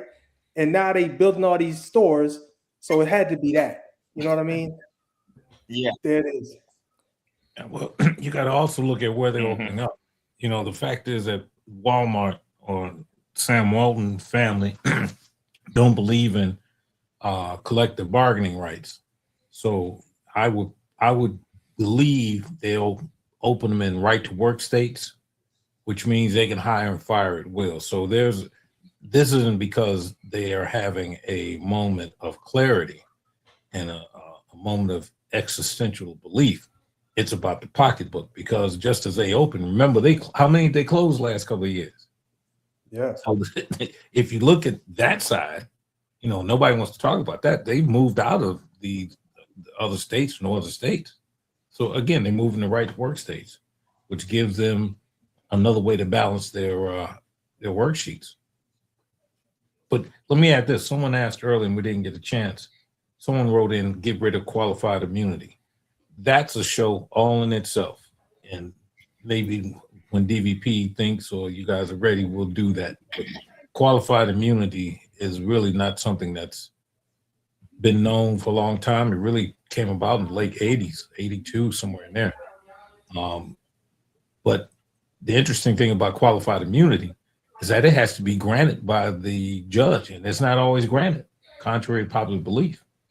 But I just wanted to clear that up. And there are some conditions for it. Yes. Okay. I mean, the term is used so loosely, but we'll do a show about it. But yeah, it's a really loose term. And I want to say, especially now, if you pay attention now, and I tell people this all the time, in this day and age, I've probably seen more cops go to jail in the past 5-10 years than I saw in 30 years. So the qualified immunity is pretty much not a big issue like people want to make it out to be when people try to say it. It's what most cops union want. They want it in the worst way. It's something that just can't be granted arbitrarily, though. But if you're doing your job, yeah, you should be. But once again, you should be judged by your peers for that. Well, I can tell you in one case, again, Laquan McDonald, they tried to use qualified immunity, and the court said, "Oh no." So he went to jail. So yeah, I think they even tried to use it in Chauvin's case. Again, did not work. So there's that. Those are both poor examples too. So I don't even know. Those are great examples. No, those are the best examples. Those are great. What I mean, well, Laquan McDonald's walking away. So how are you going to claim qualified immunity? But again, no. They're great examples to show that it's not always granted. See, people think right. No, that's true. That's true. It's an automatic thing. It's not. Yeah. Two things have to happen. Number one, like DVP said, set of circumstances have to be prevailing, and two, it has to be asked for. It isn't necessarily given. Yeah, that's true. And the third part is the court has to agree to it. Yeah. In that perspective, you're right. You guys are right. Yeah, because we sure got carried away with trying to get it. Yeah. But the best is crazy. The best thing for cops is a more intelligent public. Okay. And Joe, you know, as long as we deal with people who don't know shit, we keep doing shit. And I tell people, you know, I was telling the guy the other day, I learned the difference when I saw how we did stuff in our neighborhood versus when we went up north. Everything changed. So y'all know it's a difference. Because one agency when I worked for a task force, we did the same thing no matter where we went. There was just one way to do it, and that was this way. When I was with the sheriff's office, when we were in the low end of town, we did this. Once we went to the rich end of town, we didn't do a lot of the same stuff, nowhere close. So they know the difference, and they know who knows the difference. Correct. Because if they think you don't know, you know, but we'll go around pushing shit like hollering about we sovereign shit. All them sovereign people go to jail and they stay in jail. Don't use that sovereign shit. It's bullshit. It never works. It never works. I don't give a shit what kind of paper you got. If you don't have some flags on your car and a tag, there is no diplomatic immunity. I'm a Moor though, man. I'm a Moor. Right, and you're gonna spend more time in jail. That's what you're gonna be mooring. What's it more time, buddy? Got your little car, got your little book. Like, but yeah, when we become a smarter group, cops don't like being challenged. And if you want to see most of them back down, challenge them for shit they don't know about. Which is a lot of things. Because they don't want to know their job. Because, you know, that's when we were talking about that the traffic task force. You got to be some of the smartest people on the planet because they know a bunch of traffic laws. But that's all they're supposed to know. That's all they're supposed to know. Right. Traffic. When they know traffic, bro, when they go to court, that's why the attorneys cost so much because the attorneys don't want to deal with the DUI task force. They know how their training is. They are trained for courts. They are trained to know the traffic. They are trained to the hilt for this shit. You're not going to beat them easily. You're not. Great. You hope you can get a good attorney who can work out some kind of plea bargain for you where you pay him 10 grand and you pay the county 10 grand as opposed to just losing 40 grand. And you can believe DUIs are guaranteed 3 court dates right off the bat. So if you figure each court date, 30 days separated, that's 90 days right off the bat, right there. And each one's $10,000 in appearance.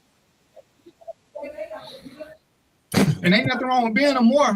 You silly taste, Tucson. I caught what you just did. It just don't hold up in a traffic stop. Right. What else y'all got? What time? It's 7:30. All right. Oh, so when I get pulled over, I can just look hard at the window. So when I get pulled over, I can just hold up my little sign on the. I can hold my sign on my window to say I don't want to talk. I don't answer no questions. So if I get pulled over by the police, you can I hold can it put up. a card on the window to say I don't want to talk to the police. Yes, you can do. You can do all of that. You can. It ain't gonna get you nowhere, but you feel free to do it. Let them know you got constitutional rights. Right. I know my rights. Yeah, I know your left. Screaming. I know my rights. This your right. This your left. Right.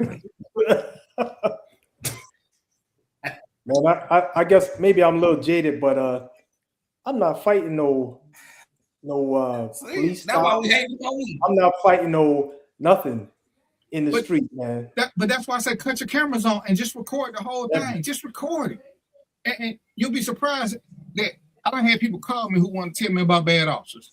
Well, I called officer. I get a copy of the videotape. Well, what you just told me ain't shit with the video show. Well, no. The officer knocked on the window. You were sleeping. He knocked on your window for 3 minutes.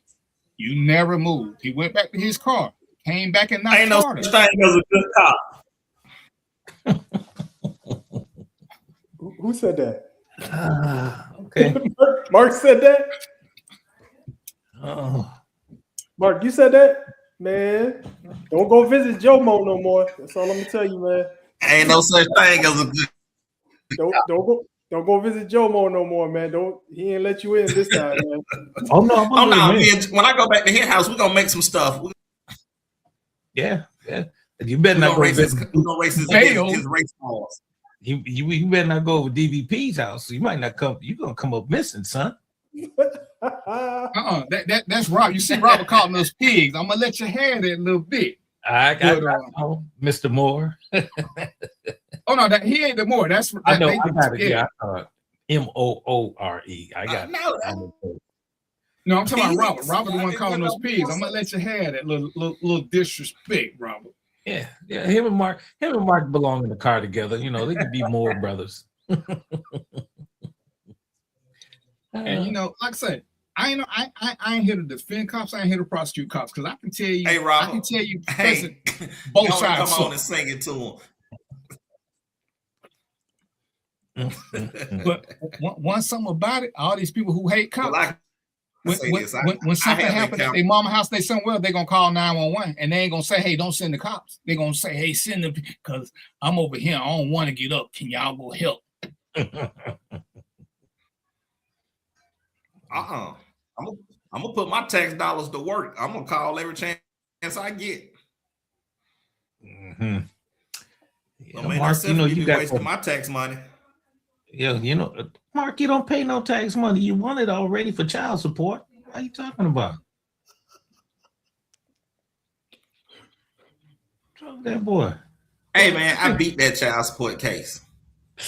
Not from what I heard. I got smart. I just went and got custody of my daughter. I stopped paying child support. Yeah, okay. I saw you on Cutler's Court, and then when I got custody, I couldn't even get child support. I saw you. That's the thing, though. But yeah, but I do believe it's some, decent officers out there that do their job to the best of their ability, and then I think it is some bad ones. I mean, it's just hard to figure out which one gonna pull you over. It ain't. I'm gonna tell you why. I'm gonna tell you why bad cops exist. Same thing I told Rob. You know why bad cops exist? Because people like y'all will say all cops. And Rob, because me and Rob used to have this argument. Oh, y'all do this. Rob, when you ran across the dirty cop, how many cops was with him? Nobody. So if I wasn't there, how you gonna say I know who a dirty cop is? You knew who he was, and you didn't tell nobody. So bad cops exist because niggas won't say shit. Because you won't say nothing. Because you can look at the history and see how many cops going to jail. Why are they going to jail? Because somebody told on them. But see, niggas won't say shit. Niggas, but they'll blame everybody else who wasn't there. Oh, y'all know who it is. I know as much about who dirty cops is about y'all know who y'all cousin and uncle is a rapist is. That's your family. You know more. But you don't want to say, you keep wanting to tell me I know who bad cop. How would I know a bad cop? Because guess what? Bad cops don't fuck with good cops. So I can't say everybody that don't come around me is a bad cop because I don't make myself easily available. But it's easier to blame somebody who don't know versus to take responsibility for which I ain't gonna tell because they ain't gonna do that no way. See, that's that defeatist mentality. That defeatist mentality is what let bad cops exist. Because cops will tell on cops. You see cops all the time on all these shows telling you when cops is wrong. Now you see the other side who try to defend shit, but y'all already know them as Trumpers. Because most other cops they saying nope, this wrong. The training say this, this, and this. Exactly. Bad cops exist because bad people exist, but bad cops get the flourish because niggas will not tell on them. I'm gonna give you the best case I can give you, Tashawn. In DeKalb County had an officer that was picking up homeless people in DeKalb County, taking them to Gwinnett and killing them. Well, a Gwinnett County person kept calling and said, hey, why is this DeKalb County cop always out here? A homeless person went and said, hey, y'all got a cop who keep picking us up. Everybody said, oh, don't nobody listen to the homeless people. Well, somebody from DeKalb listened to this homeless dude, and they checked on this person from Gwinnett. They tracked the car, but it done killed 6 people. See, if a homeless person can get the cops' attention, what makes you think we can't? But we don't want to tell because, oh, I forgot. We don't snitch because snitches get stitches. And I ask y'all, Joe, you're police too. Mo, I don't know who you know. Mark out, you know a lot of people. Can y'all tell me the last snitch that disappeared? Because I hate when y'all keep saying snitches get stitches because I know people who have testified and ain't shit happened to them. So where did this come from? Where did it come from? I don't fuck with snitches. Yeah, you do. You just don't know who they are. Because they the reason we say because But I got a question for you, DVP. So hold on before you change the topic, Mark. So answer this for me, DVP. Hold on, because you know more, forget some shit. Oh, badass police. Take my money and take money. That's why his audio bad police. How the hell I'm gonna call the police and tell y'all he robbed me? You dial 911 like you would if somebody else robbed you. That boy froze up. There's a reason. Call police, like, hey man, this police just took my money and my dope. You won't be. You can't do nothing about the dope because the dope is illegal. The money ain't illegal.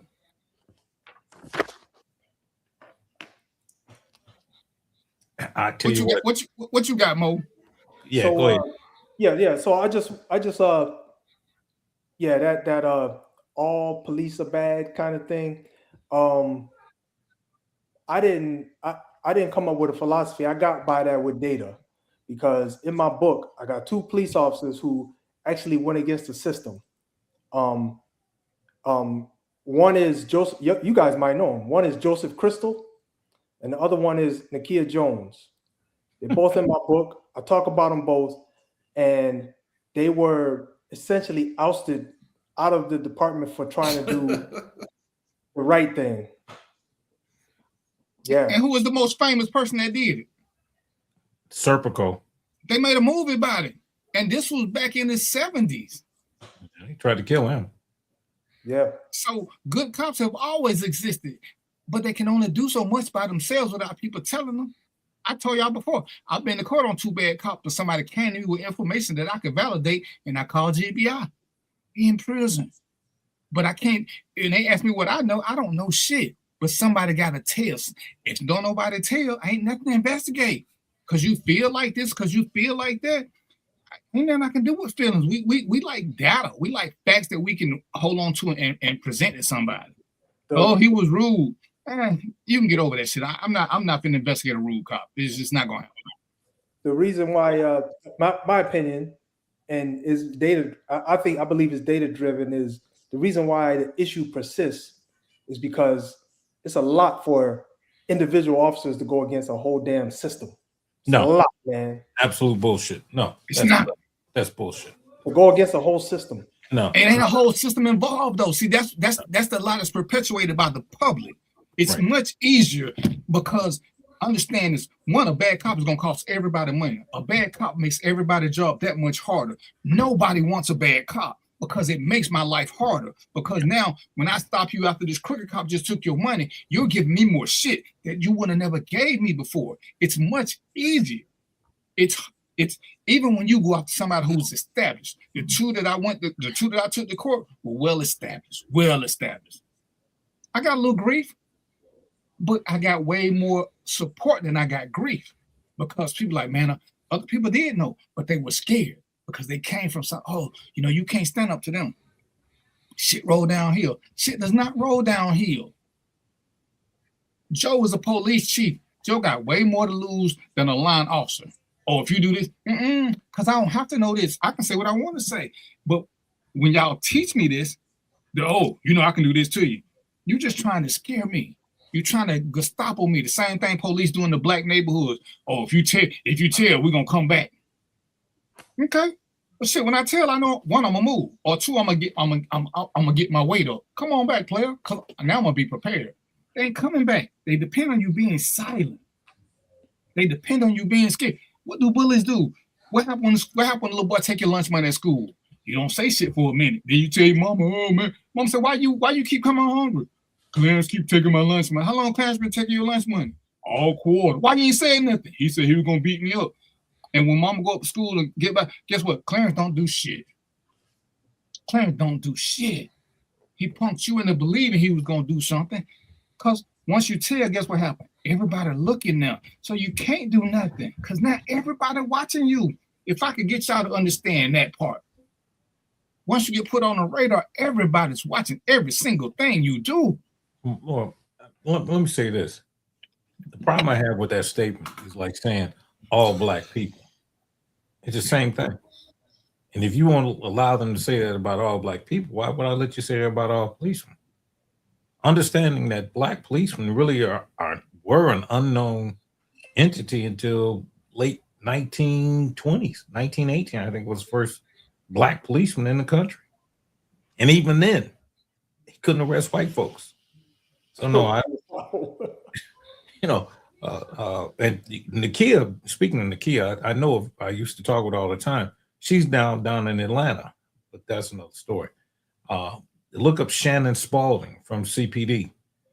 She had to go, she left. She took down a whole TAC team. Wow. And she got threats from bosses, and again, if we want to bring her on the show, I'll get her. But so I don't adhere to the all theory at all. No, that doesn't work. I mean that, but that's I'm just gonna say this. I think that's that ideology doesn't work for anything. That all ideology, because even DVP, I learned this on this show. It's not that I didn't know, but DVP put it in words where I could understand. He said, look, all men don't even like women. So when you think about it that way, you can never do this all garbage. That all category doesn't work for anything. Not all women want to have babies. So it's you can't bucket it like that. You gotta be more nuanced. Let me address something. Robert says being a cop is not the same thing as being black. You missed the whole point. My point to you is that the all-inclusiveness is the same. So please don't confuse the two, because they're not. They're not the same. Even if you confuse the two, don't make statements that you have you can't back them up, Robert. You've never been a cop. See, people like, oh, you was a cop. Guess what I was before I was a cop? I was black.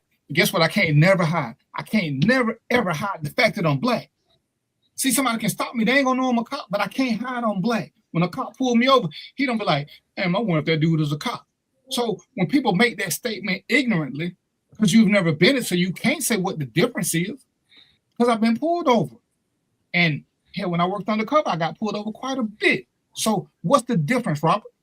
From your experience, what's the difference? Because I guarantee you can't give me nothing. But Robert, you good at making statements about shit that you can't prove. What's the difference? People don't like cops. According to y'all, cops don't like black people. So what do me and Joe fall? What do me and Joe fall? See, Mo and Mark, they ain't got shit to worry about. They only got to worry about people who don't like black people. Me and Joe, we got two different sets of people we got to watch out for. So what's the difference? What's the difference? And God forbid you're a black cop, because, oh, you one of them. You work for Madison. Oh, damn, ain't that some cute shit? That's the best you got to say? Oh, yeah. I heard that many occasions. You doing the white man's business. Nigga, why you sticking up the joint then? Go stick up a white man. and it's crazy. When I went to Cascade and found a little black baby, because all them black men in the neighborhood weren't trying to help, what y'all doing? So now it's a little black kid missing. Where y'all at? Where y'all at? Because y'all don't want me here. Because the first one I went to do shit, I said, hey, y'all don't want me here. One, I didn't call my damn self. The lady called because her baby been kidnapped. All you motherfuckers around saw shit and didn't say shit. You don't like me because I'm a cop. You don't like me because I'm black. But when I come back with the baby, all y'all got something smart to say. But then none of y'all gonna look for the baby. Because guess what I've learned about a lot of us? We don't want to help each other, but we want to tell people what they can't do. We want to tell people what cops can't do. Why? We're going to be off in 10 minutes. So you'll make a statement, but what they say? What have you done to try to improve the system? What have you done? When we talk about why there are no black male teachers, anybody who ain't trying to go to school and teach can't say shit. If you're not going to be part of the problem, if you're not part of the solution, then what's the you're part of the solution? And everybody want to sit in the cheap seats and say what it is. But when you get me and Joe in here, we giving you shit to go with, you keep wanting to hit us with bullshit. You keep wanting to hit us with bullshit. See, Mark can talk better than all us about being a coach at a black school. We don't know nothing about that shit. I can sit here and say what I think about black coaches. But when Mark tell me his experiences, that's all I can go on is a factual data, because now I know somebody who can tell me what it's like. Hey, man, I ain't never seen an all midget football team. Where they play at? and when I asked Mark about what his resistance is, did he coach white kids? Who was more involved, the black parents or the white parents? See, Mark can tell me then from experience, not from what I believe. Mark can tell me.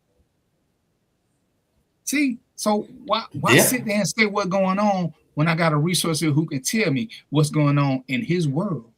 Man, can you see the cheerleading section of that Dwarfs?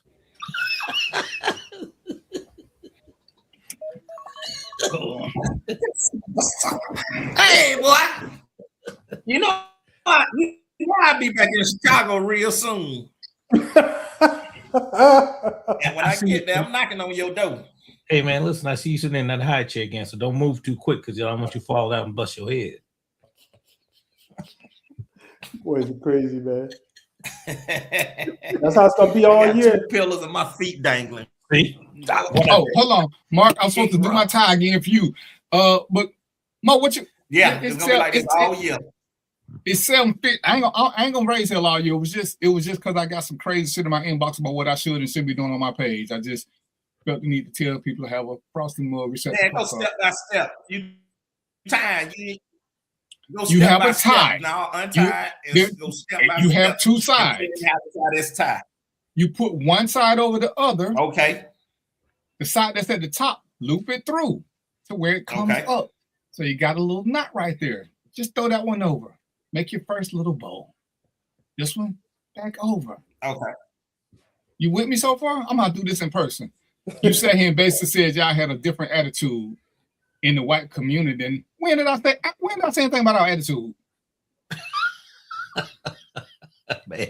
Mark, Mo, when did I say something about the attitude? We got different attitudes in white communities. If you ever heard me say anything about the attitudes, what I said was, because we're not from there, we are a little bit more apprehensive in white neighborhoods because we don't know them. We're not the same in black neighborhoods, the same with them.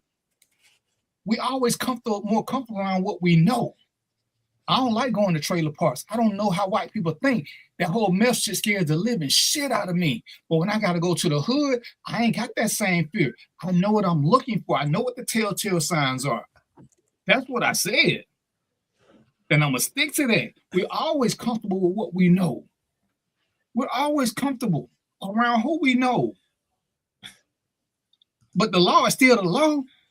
But when I see white people run to a trailer, you think I'm going to run behind them? No, because guess what? They got better booby traps than us.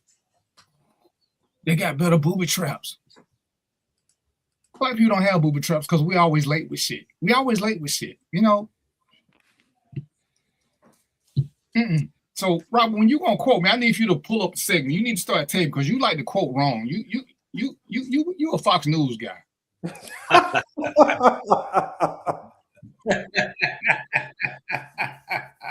But we're gonna, Rob, I'm gonna have a show just for you, so you can come in and ask me and Joe questions with Mo, and we gonna and Mark, because I'm gonna keep my people here, so y'all can do this.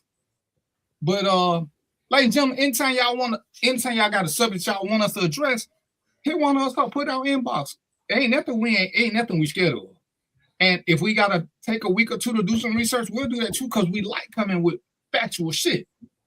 Especially, like I said, me and Joe, our thing is law enforcement. And the reason I like him is like, because there is a small difference between police and sheriff, because we don't do the same thing. Regardless of what people think, police and sheriffs don't do the same thing. You know, for the most part, most sheriffs are better with civil stuff because police don't have to know nothing about civil law. 99% of what they do is criminal and traffic. Most sheriffs don't know a lot about traffic, and we don't know a lot about 911 calls because we don't answer them. In most jurisdictions, some jurisdictions, sheriffs are first responders. But in major cities, the sheriffs ain't first responders. They're primarily backup units, and they do the county work. Correct. So there is a difference in what we do. So, but anyway, it's 7:53. Mark, what you got for a parting shot, brother? Hey, couple of things. I definitely enjoyed the show. Thanks for all the information about ICE from the police perspective. Definitely appreciate that. One thing for DVP and Joe Mo, can y'all take a look into the Victor Hill case? Because I got a few questions about it. I want to get it from a police standpoint about him. Me being a Clayton County resident, I'd have voted for him for the rest of my life because I thought he was a great sheriff. But if y'all do a little research into that, let me know. Yeah, other than that, man, great show, man. I appreciate it. Okay, everybody stick to your New Year's resolutions, but if you find out you got something that need to change it then. It's January. Don't wait to January the 1st to change something. You gonna wait 12 months to change. Get your plan of action. But other than that, peace out till next week. What you got, Mo? Yeah, no, I was just, man, Mark, that's you just liberated a lot of folks, man, because people get stuck, man, and they don't know what to do. But so that's hats off to you. So this year, I have a program where I'm helping independent authors. I'm looking to interview about 24 independent authors. I've done 3 already. So y'all can go to the YouTube page and watch the videos. I'm getting better. You know, I just started this. I'm getting better, but that's what happens, man. You got to start somewhere, right? The YouTube page is actually, you could just let me just do it this way. Just email me at readalongclub@gmail.com. Just like it's just readalongclub@gmail.com, and I'll get you connected with the page. You can go up there and watch the videos. You can see how I'm improving and making things happen. My goal, I got a goal, man. I'm trying to do 24 authors this year. That's 2 a month. I got 3 authors on the docket right now. Some really good topics. Most of the topics I'm doing are nonfiction. So, you know, we're going to keep it essentially real. There's probably some with fiction, but it's okay. But primarily, I'm looking to do nonfiction because I want to talk to authors who have books that are going to help someone. I'll stop there. It took up a lot of time. Jomo, what you got? Tashawn, I just put the link in. It's right above your comment. I just put the link in. I'll say this. Happy New Year to all you brothers. Mark, I've read Victor Hill's book. I talk to Victor Hill on a regular. I'd love to have that conversation, but I'll tell you this. If he gets the pardon, and there's a good chance he will, but there's also a good chance he won't. If he gets the pardon, he will run again, and I guarantee he'll win again. He will win that. He'll win if he gets pardoned and runs. He'll win that sheriff's. He won't. I don't think he can win Congress again, but I believe he can win that sheriff's spot. Wow. Okay. I'm gonna keep my comments to myself on Victor Hill. Maybe he's a changed man, but anybody that's a disciple of Eldrin Bell is looking for trouble and ain't looking for indictment. Victor Hill was great at what he did, and he got too big for his britches, if you ask me, because he just started doing crazy shit. But he was good for Clayton County. Like Red Dog was good for Atlanta when they first started. Then Red Dog got too big because remember Eldrin Bell brought in Red Dog. And they were overzealous, but it was needed at that time. Then once the drug situation wasn't so bad, Red Dog continued to elevate and do more and more worse shit, and Eldrin okayed it. But I'm gonna talk to Joe, and then we'll have that conversation. Y'all know it's 2026, and I'm gonna still say the same thing. Freedom of expression does not relieve you from freedom of consequences. When you say something, be ready to stand, be ready to be 10 toes down and stand for it. Don't spend 2026 telling people to do the research. If you're going to make a statement and you believe in it, give them your research and let them do that, and then let them do their own. But I hate people, tell me when you got your information from. Because I need to see how you got this. And then we can have a conversation. But us comparing notes from 2 different people, we ain't going to never be on the same page. If you believe what you're saying, say what you mean. But again, you can keep talking. It don't relieve you from consequences. Even though you got freedom of speech, you don't have freedom of consequences. Does a cookbook qualify? Does a cookbook? Does a cookbook? So, yeah, I kept trying to make Arthur be Arthur, but it's Arthur. Yeah. So here's the thing, man. If you got a story, you know, DVP put the email in the chat. If you got a story and it's a good story, you know, contact me, man. Let's talk about it. Let's figure out if it's something that people want to hear about. You know, I could see, you know, I know they made some movies about cooks and they were real good. So, you know, maybe you got a story in there. You know, maybe you struggled to become a cook. You know, maybe there's a struggle involved. Maybe there's challenges involved and all that. Yeah, that's stuff that we want to talk about. So yeah, make contact and we'll talk about it. Hey, we're gonna talk about the mushroom killer since you're a cook. Mo, that boy put seasoned salt in his hot dog water. He can't cook. Seasoned salt. Hey, and on that note, y'all know what it is. So I'm gonna let y'all have this peas, popcorn, and chicken grease, and get out. Later. Y'all special as y'all can be. How the hell do you end this?